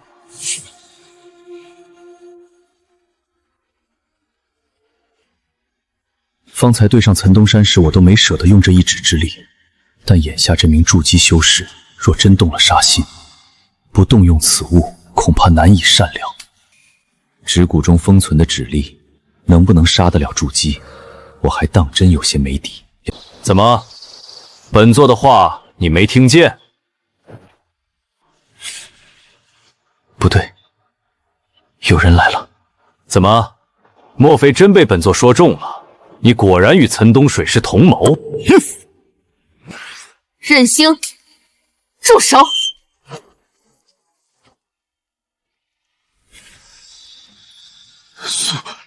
苏玲珑，苏管事，任星，你方才在做什么？属下按命行事，搜寻岑东水下落。岑东水是何修为？炼气8层。你搜寻一个炼气8层的修士，却对这位炼气4层的道友出手，此话说得通吗？属下怀疑此人什么？你怀疑这位炼气4层的道友与岑东水有勾结？还是想说春秋双杀其实是春秋3杀，还有个炼气4层的帮手？任星，你明知我万宝楼规矩不可行杀人越货之事，却依旧知法犯法。既如此，本座以管事身份对你做出责罚，断指一根。断指？我承认我一时鬼迷心窍，但他不过一个炼气4层的小修士，况且我并未得逞，怎能让我断指？我万宝楼聚4方之宝，广纳8方来客，只要踏进我万宝楼的范围，便是客人。你仗修为欺压客人，甚至妄图杀人越货，坏我万宝楼口碑，已犯大忌。断指只是略施惩戒，若你不服，断的就不只是指了。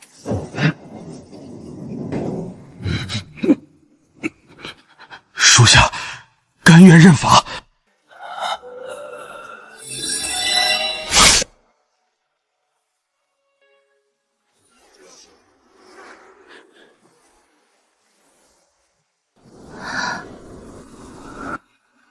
道友，实在抱歉，万宝楼管教无方，差点酿成大祸。这枚储物戒指赠与道友，全当赔罪，还望道友莫要见怪。这万宝楼能在500年前便名声在外，果然不是没有道理。多谢苏前辈出手搭救，万宝楼果然名不虚传。这枚储物戒指，在下确知不公，但实在无功不受禄。道友不必推辞，今日本就是我万宝楼对不住道友，只要能扭转道友对我万宝楼的看法，便算大功一件。区一枚储物戒指，与道友所受之险相比不值一提，还请务必收下。多谢。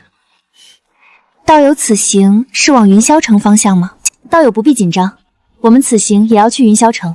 云霄城是散修之城，路途上凶恶匪类不少，万宝楼每次也会招揽修士一同随行。若道友不弃，可与我们一道同行，一路也有照应，且有一定酬劳，也算是两全其美。越是靠近散修之城，杀人夺宝之事便越多。若是跟着万宝楼的队伍，确实比自己一人独行安全得多。既如此，便恭敬不如从命。成了，天机轮回镜终于成了。师弟，师姐会为你伸冤的，一定会的。大师姐，你的头发怎么会这样？师姐，你究竟是为了炼制天机轮回镜？黑发白发都无所谓，顾晨不也一头白发吗？他怎么能跟你比？小师妹，顾晨的白发是为了宗门才长出来的。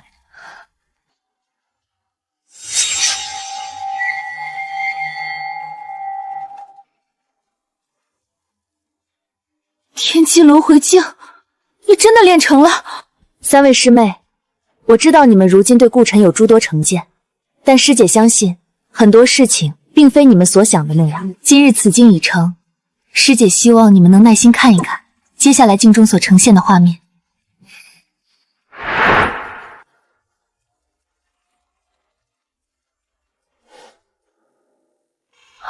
是我们圣地？不对，这是500多年前的清玄宗。原来以前是这个样子。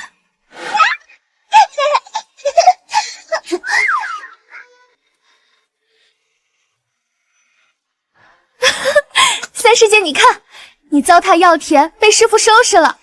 还有五师姐，原来你小时候这么顽皮。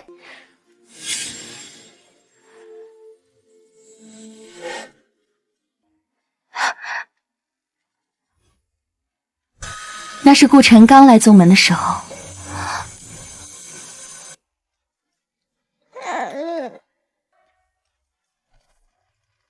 姐姐，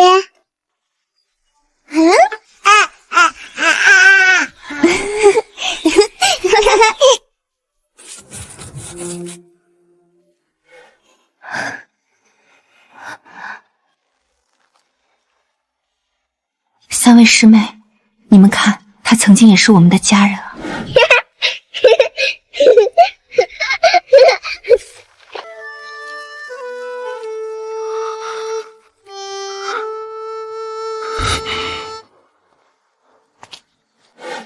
我记得我当时在给小师弟炼丹，正是紧要关头，所以不能分神。我在感悟天地道运，当时正有灵感，不容分心。我当时跟小师弟在一起呢，我这不是担心，万一我丢下小师弟去看顾晨，会让他心里不舒服吗？再说了，我哪知道你们一个都没去啊？大师姐，你不是也没去吗？当日我外出不在宗门，知道消息后第一时间往回赶，当天夜里才赶回来。这件事，你当真不知道吗？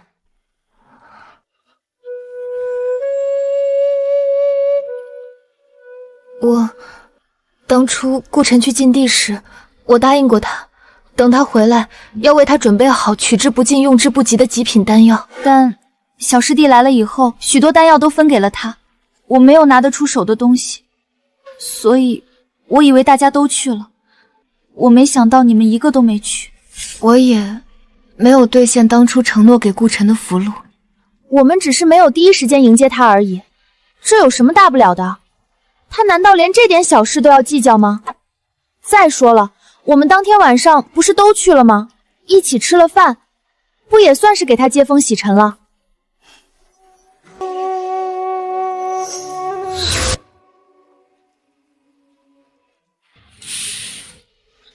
道友，请问您找谁？要带路吗？好好修养。师尊，为顾晨接风洗尘的宴席需什么规格？顾晨回来便回来了，最低规格，随便聚一聚便可。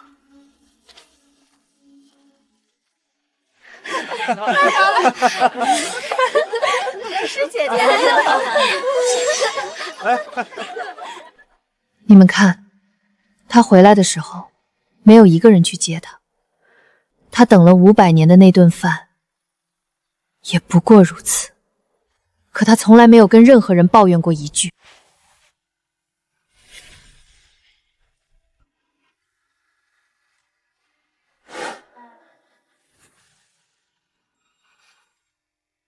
他回来了，他是顾晨啊！500年前，我们流着泪看着他自负禁地，为宗门受苦。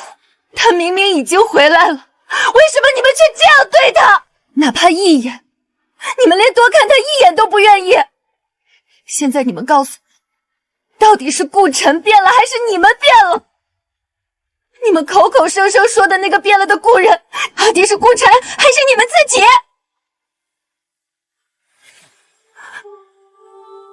大师姐，你说的对，我们确实没有去见他，但你知道为什么吗？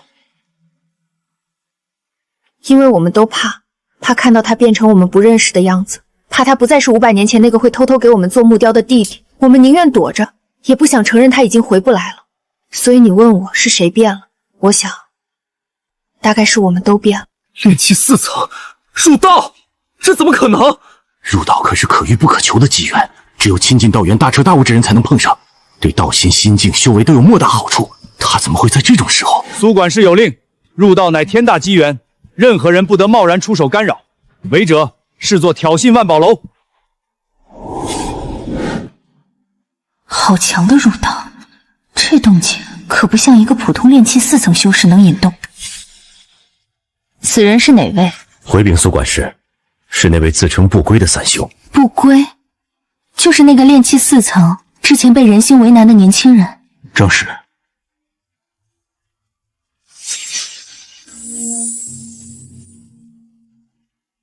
回来。不归的底细查清楚了吗？这个怎么还是查不到？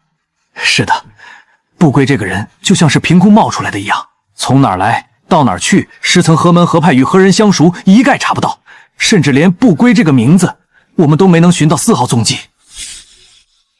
查不到吗？万宝楼行走四方，暗里探人跟脚再寻常不过。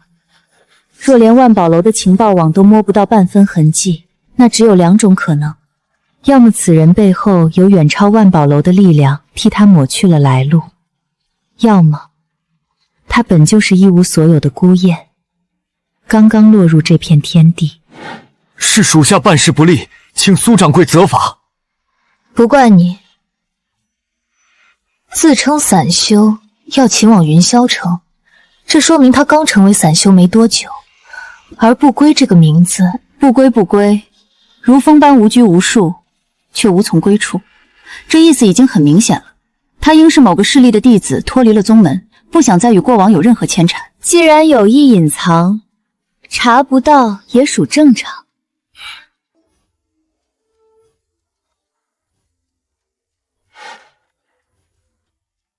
说话呀，3位师妹，你们怎么突然不说话了？我当时，我只是不想让小师弟难过。这就是你的理由？小师弟难过什么？他为什么要难过？师姐，这其实怪顾晨。我知道，顾晨刚刚回来的时候，我们确实冷落了他。但换个角度，难道顾晨就真的没错吗？师姐，顾晨进入禁地足足500年的时间，这500年里，我们师姐妹每次谈起顾晨都会泪如雨下，痛不欲生，日日茶饭不思，牵情挂肚。最后没有办法，只能在心里说服自己，就当顾晨已经死了，这才让我们不至于崩溃。之后，小师弟来了，我们把对顾晨的思念全部寄托到了小师弟身上。我们把要给顾晨的东西全部给了小师弟，说白了就是我们把小师弟当成了顾晨的替身。这其实很自私。大师姐，你有没有想过被人当成替身是什么样的感受？若是最后顾晨回来了，对小师弟来说又会是多大的打击？把江巡当成顾晨的替身，又害怕江巡发现自己其实只是替身之后心里会难过伤心，把借口都说得这么理所当然。所以这就是你们孤立顾晨的原因。你们不觉得这很可笑吗？就因为你们不希望小师弟觉得自己成为了替身难过，所以就那般对待顾晨。你们都在顾虑江巡这个小师弟，你们难道忘记了顾晨曾经为你们做的一切，顾晨曾经为宗门付出的一切吗？无论如何，事已至此，还有什么好说的？再说了，顾晨之前的那些做法，难道还不够说明我们的选择是正确的吗？我们或许一开始确实怠慢了顾晨，孤立了顾晨，这确实是我们不对。但顾晨难道就真的一点问题也没有？大师姐，你看看他之后做的事情，他若是就因为怠慢了他就要这么针对我们，那这样的话，我觉得我们这么做也没有任何问题。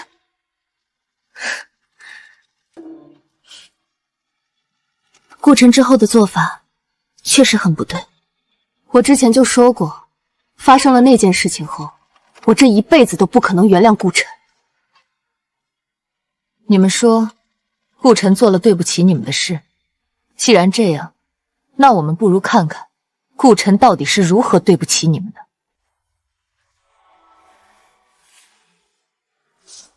我还有些事，师姐，你就算是再继续让我看，我现在也没时间，我得帮助小师弟尽快把御兽之术的兽栏建造完毕。我先告辞了。师姐，我那一炉丹药现在应该也差不多了，我得回去照看。至于你说的那些，下次再看吧。到底是真有要事处理，还是不敢再看下去？其实你们自己心里都清楚，又何必如此呢？五师妹不会也有事情吧？大师姐，我知道你要说什么，你是希望我们能跟你一起去找师父求情，让顾晨重新回归宗门。这一点我不反对，但我也不会赞同。你既然已经知道顾晨曾经对我做的那一切，那就应当知道，顾晨曾经毁了我的道，断道之仇，无论如何我也不能原谅他。我始终相信小师弟必然有自己的苦衷。既然五师妹你觉得顾晨对不起你，那不妨我们利用这天机轮回镜，看一看当时的真相如何。师姐，这有必要吗？我知道你心中有结，但若不弄清楚，你永远无法真正释怀。我今日所做一切，就是为了让你们看看，顾晨才没有你们口中说的那么不堪。此镜不仅可以看到过去，同样也可以对其发出询问。天机轮回镜会根据询问的问题给出答案。既然五师妹你觉得顾晨害了你，那我这一次也不刻意控制天机轮回镜寻找答案，直接对此镜询问便是。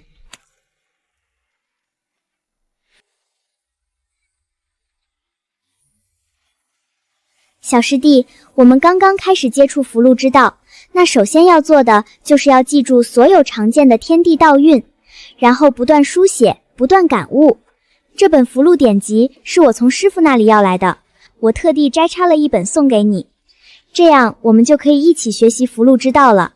将来我们一起当符箓师。奇怪，我求的明明是顾晨为什么破坏秦墨仙的隐神，镜中却给出这个回答，这是什么意思？顾晨破坏秦墨仙隐神，难道和他第一次开始接触符箓之道有关系？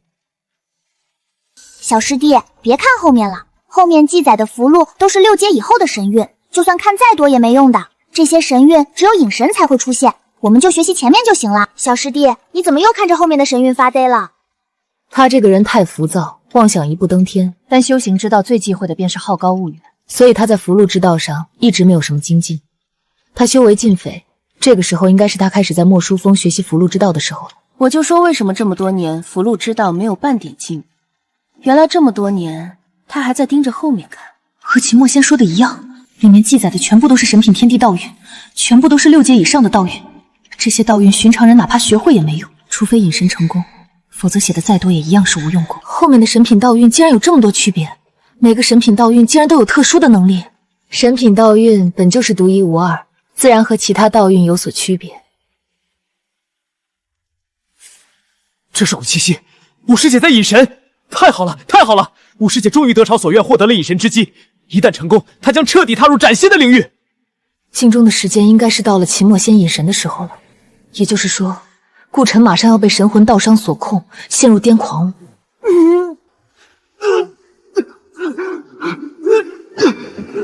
今日是武师姐最重要的时候，我不能疯癫，我要控制住自己。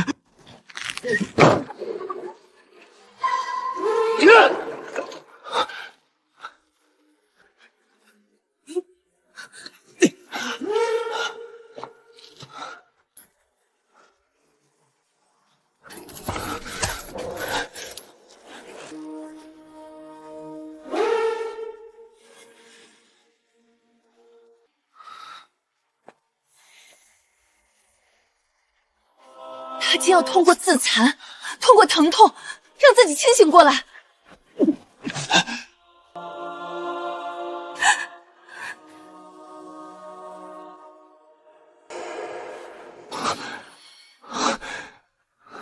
好险，好险！武师姐看来已经获得这道运认可了，我差点坏了武师姐的隐身机会。从始至终，他都没有看一眼自己身上的伤势，他想的一直都是不能破坏墨染你的隐身。师姐可曾想过，顾晨既然已经清醒了，为何我的隐身还会失败？是啊，顾晨既然已经控制住了神魂道伤，为什么你还会失败？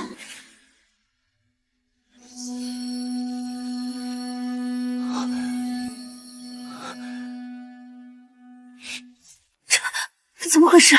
为什么会这样？发生了什么？明明顾晨刚刚还在拼命想要清醒，拼命想要不惊扰你才对，为什么却突然做出这种事儿？大师姐，现在还要继续看下去？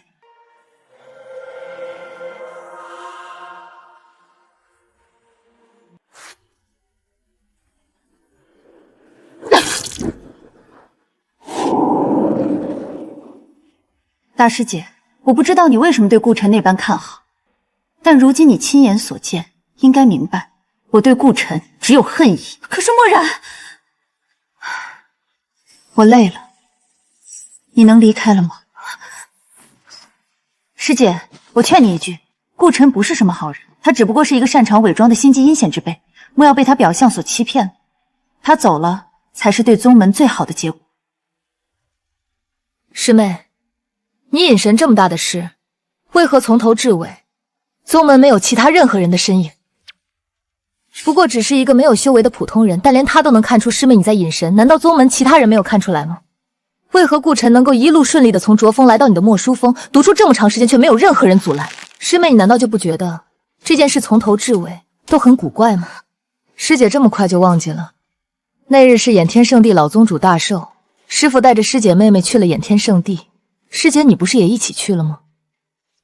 掩天圣地老宗主大寿，好像的确如此。可其他弟子呢？我们虽然不在宗门，但清玄圣地这么多弟子长老，怎么可能无一人前往护道？师姐，你想说什么？把我隐神失败的问题怪罪给别人，以此来为顾晨开脱吗？当然不是，我只是感觉这件事情很是古怪。有什么古怪的？无论如何，我隐神失败了，而且是顾晨亲自毁了的。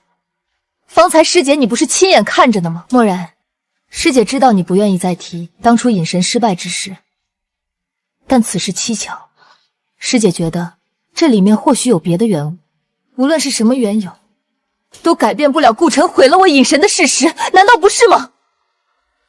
可是，大师姐，我希望你不要再谈此事。我的道已经毁了，而毁了这一切的是顾晨，这种时候还有什么可说的？不对，他明显不愿意自己多追究其中缘由，难道这里面还真有隐情？曾长老，弟子有问题。弟子发现这符箓典籍上对于6层以上的道运描述都会多加一句，若是正常隐神，那是不是说还有别的隐神方式？让你脚踏实地，你现在去思考这些问题，这是你能思考的问题吗？这本典籍在方才天机轮回镜中出现过多次，顾晨几乎都在翻阅。刚刚我也翻阅过，确实注意到有这个描述，只是没太在意。难道……曾长老，参见大师姐，不知大师姐有何吩咐？我想问一下方才那名弟子一样的问题。回禀大师姐，符箓之道本质是和天地道运亲和，让天地道运为己所用。虽说按照常理，天地道运认可之后自然会降下隐神，但有的人一直没有获得隐神机会，心有不甘，也确实会用些特殊手段吸引隐神之术。不过这种手段我们符师向来不推崇，因为确实可以隐神，但代价极大。代价会有什么代价？这个不一定，因为吸引的神品道运各不相同，但可以确定的是，必然会对符师本身造成极大影响。事实上，只要不是让神品道运自主降下的隐神，最终哪怕是隐神成功，符师也都会或多或少受到影响。有的寿元会被抽空，朝闻道，夕可死。什么？还有这事儿？有的境界会跌落，此生再无修行可能。不过更多的还是性情大变，和曾经判若两人。事实上，很多6品以上的神符师性子古怪，都是受到道运影响。这个道运若是强行隐身，会有何副作用？这个是渣子符，这烙印可万万不能强行隐神，否则将是一场灾厄。什么？大师姐有所不知，这渣字符是7阶神品道运中极为独特的存在，可镇魂、封魔、诛邪，极其强大。寻常隐神或许无事，但若是强行隐神，吸引来的是渣字符的话，那对于符师而言将是一场灾难。因为此符虽是镇邪之符，但强行隐神却会遭到邪祟记恨，所以不光强行隐神的符师会被抽空大量寿元，还会从此厄运缠身。历史有记载的，曾有数人强行隐神到渣字道运，无一例外，这些人都在1到3年内遭遇不祥。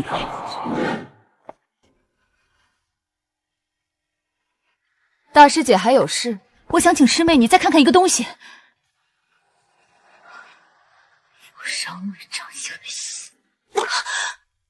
师姐，你问了什么？快停下！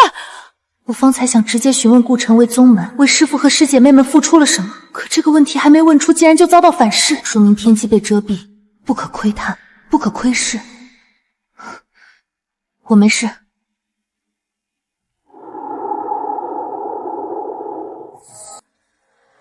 顾晨为什么要破坏秦墨仙的隐神？一定要好好学，听见没？顾晨，符箓之道要循序渐进，要从头看，你看后面可没用。其实师姐，我不想学符箓之道，我想要的只有将来长大了，我能帮上师姐你啊。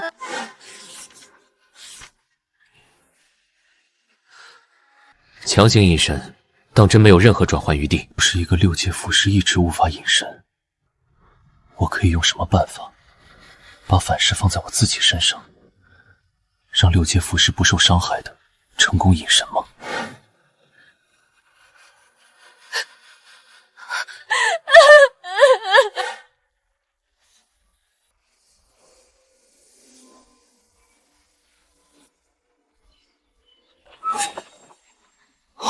不对，这是强行隐神，师姐不是正常隐神，她在强行隐神。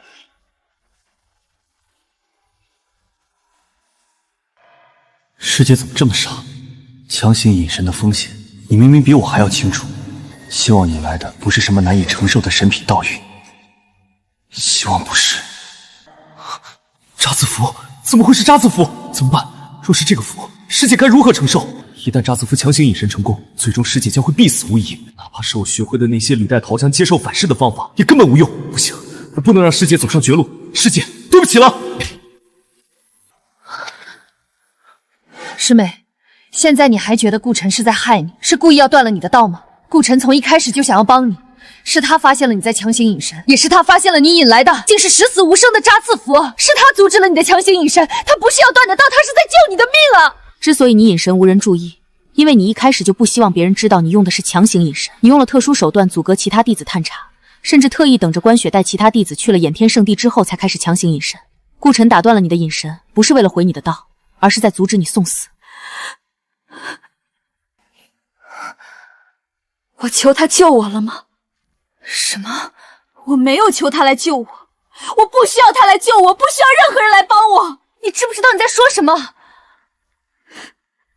师姐，你应该知道，隐神靠的是命，而不是努力。我已经晋级6阶符师300年了，足足300年的时间，我付出了无数努力，但偏偏无论如何都无法隐神，甚至连隐神的感召都没有出现过。大师姐，你知道这意味着什么吗？这意味着我300年的努力成了空谈，300年的付出成了笑话，更意味着再等下去，我此生也很可能不会再遇到隐神机会。我需要争，我需要搏，无论是胜是败，我都愿意认。明明我已经准备好了一切，明明我已经隐神快要完成了，可就是因为顾晨最终却毁了这一切，都是因为他，他是在拦着你送死。是，他是拦着我送死了，但他怎么就知道我不愿意送死呢？朝闻道，夕可死，我自己做的选择，他凭什么干涉？实话说吧，这件事情我曾经不止一次想过，我后悔过无数次，但没有一次我后悔自己强行隐身的。我后悔的只有为什么我没有提前斩杀了他，我后悔的只有为什么当初我机关算尽，屏蔽了所有修为之人探查我的情况，却唯独漏了他这个没有修为的无用废物。你简直不可理喻！对，我就是不可理喻。师姐，你现在才发现吗？糟糕，镇压此符的反噬为何还在？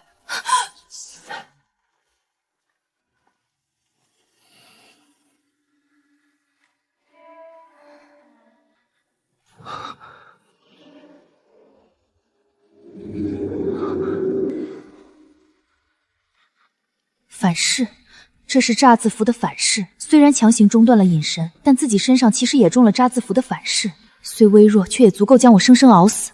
若自己遭受反噬，应该早就察觉才对。可为什么？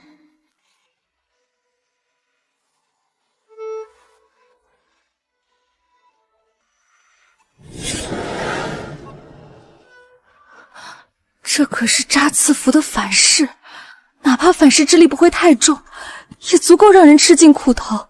即使是修士都挡不住，更别说顾城还仅仅只是一个凡人，他怎么可能承受得住？他明明知道的，吸收这反噬之力会怎么样？这个说，我不知道。虽然隐神中断会让反噬之力变弱，但哪怕是再弱，也会很难受。特别是这还是扎字符，若是修士遭到反噬，至少也会日日夜夜遭到阴魂袭扰。日日遭到阴魂袭扰？那这么说，自从你隐神失败之后，顾晨就每天都被怨魂纠缠，被阴魂袭扰。这哪怕是修士都难以承受，顾晨又该如何承受？我虽然不理解，明明顾晨救了你的命，你却还对他有那么多的偏见。但我希望你记得，他是在用自己的痛苦来为你换来机会。不能再等了，必须去找到顾晨。无论如何都不能让这样的人流落天齐山脉，遭遇危险。我好像真的做错了。万宝楼口碑那么好，靠的就是人家这些细微到极致的做法。没说的，仅此一试，以后我买东西都去万宝楼了。是啊，这口碑可都是一点点积累出来的。不过那个叫不归的实在命好，不光入道了，还能让万宝楼庇护入道。炼气4层便能入道，这种事情可不是单单一个命好就能说明的。你们说，他接下来境界将会提升多少？我曾听闻炼气修士入道提升一个小境界的，筑基提升要多一点。入道的筑基修士虽然不多，但也不是没有。据说曾有人从筑基后期入道，之后达到了筑基大圆满。炼气7的入道，而且还是炼气4层的入道，见所未见，闻所未闻。你们说他有没有可能一步到炼气9层？别说炼气9层了，他这灵气吸收速度，说他能够达到筑基我都相信，至少都能达到炼气大圆满。入道，不愧是修士难得的机缘，这灵气的吸收速度快得吓人呐！你说，这位不归家的风，这一次入道修为能提升多少？筑基哦，这么看好？他入道的灵气吸收速度很快，已经足够灌满他的丹田气海，筑基已是必然。我也赞同，不过我希望最好炼气大圆满。这样一来，我这枚天品筑基丹才能排得上用场呀。入道结束了，快看看那个小修士达到什么境界了？该不会真的一日筑基吧？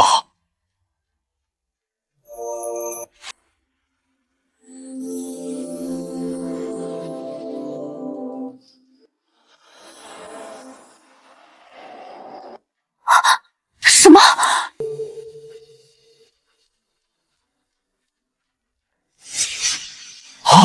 炼气4层入道，7日之内连跨6个小节，此人绝非寻常散修。道心继承，下一步便是要去往云霄城了。那里有一个人在等着我。顾晨，你怎么这么傻？顾晨，对不起。看来熟人要见面。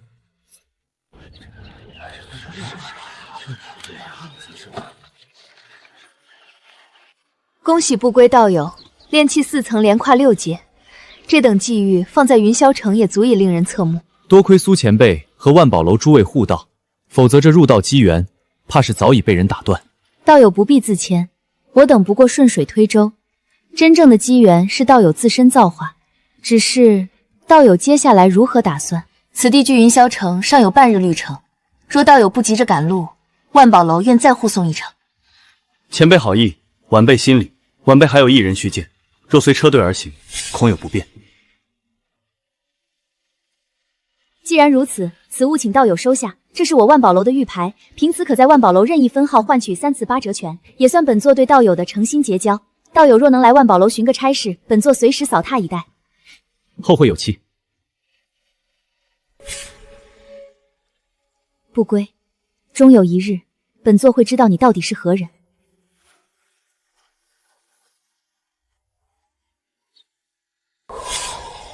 大师姐，你不该来的。既然避不开，那便见吧。这一世我不欠任何人，哪怕是当年的情分，也一笔勾销了。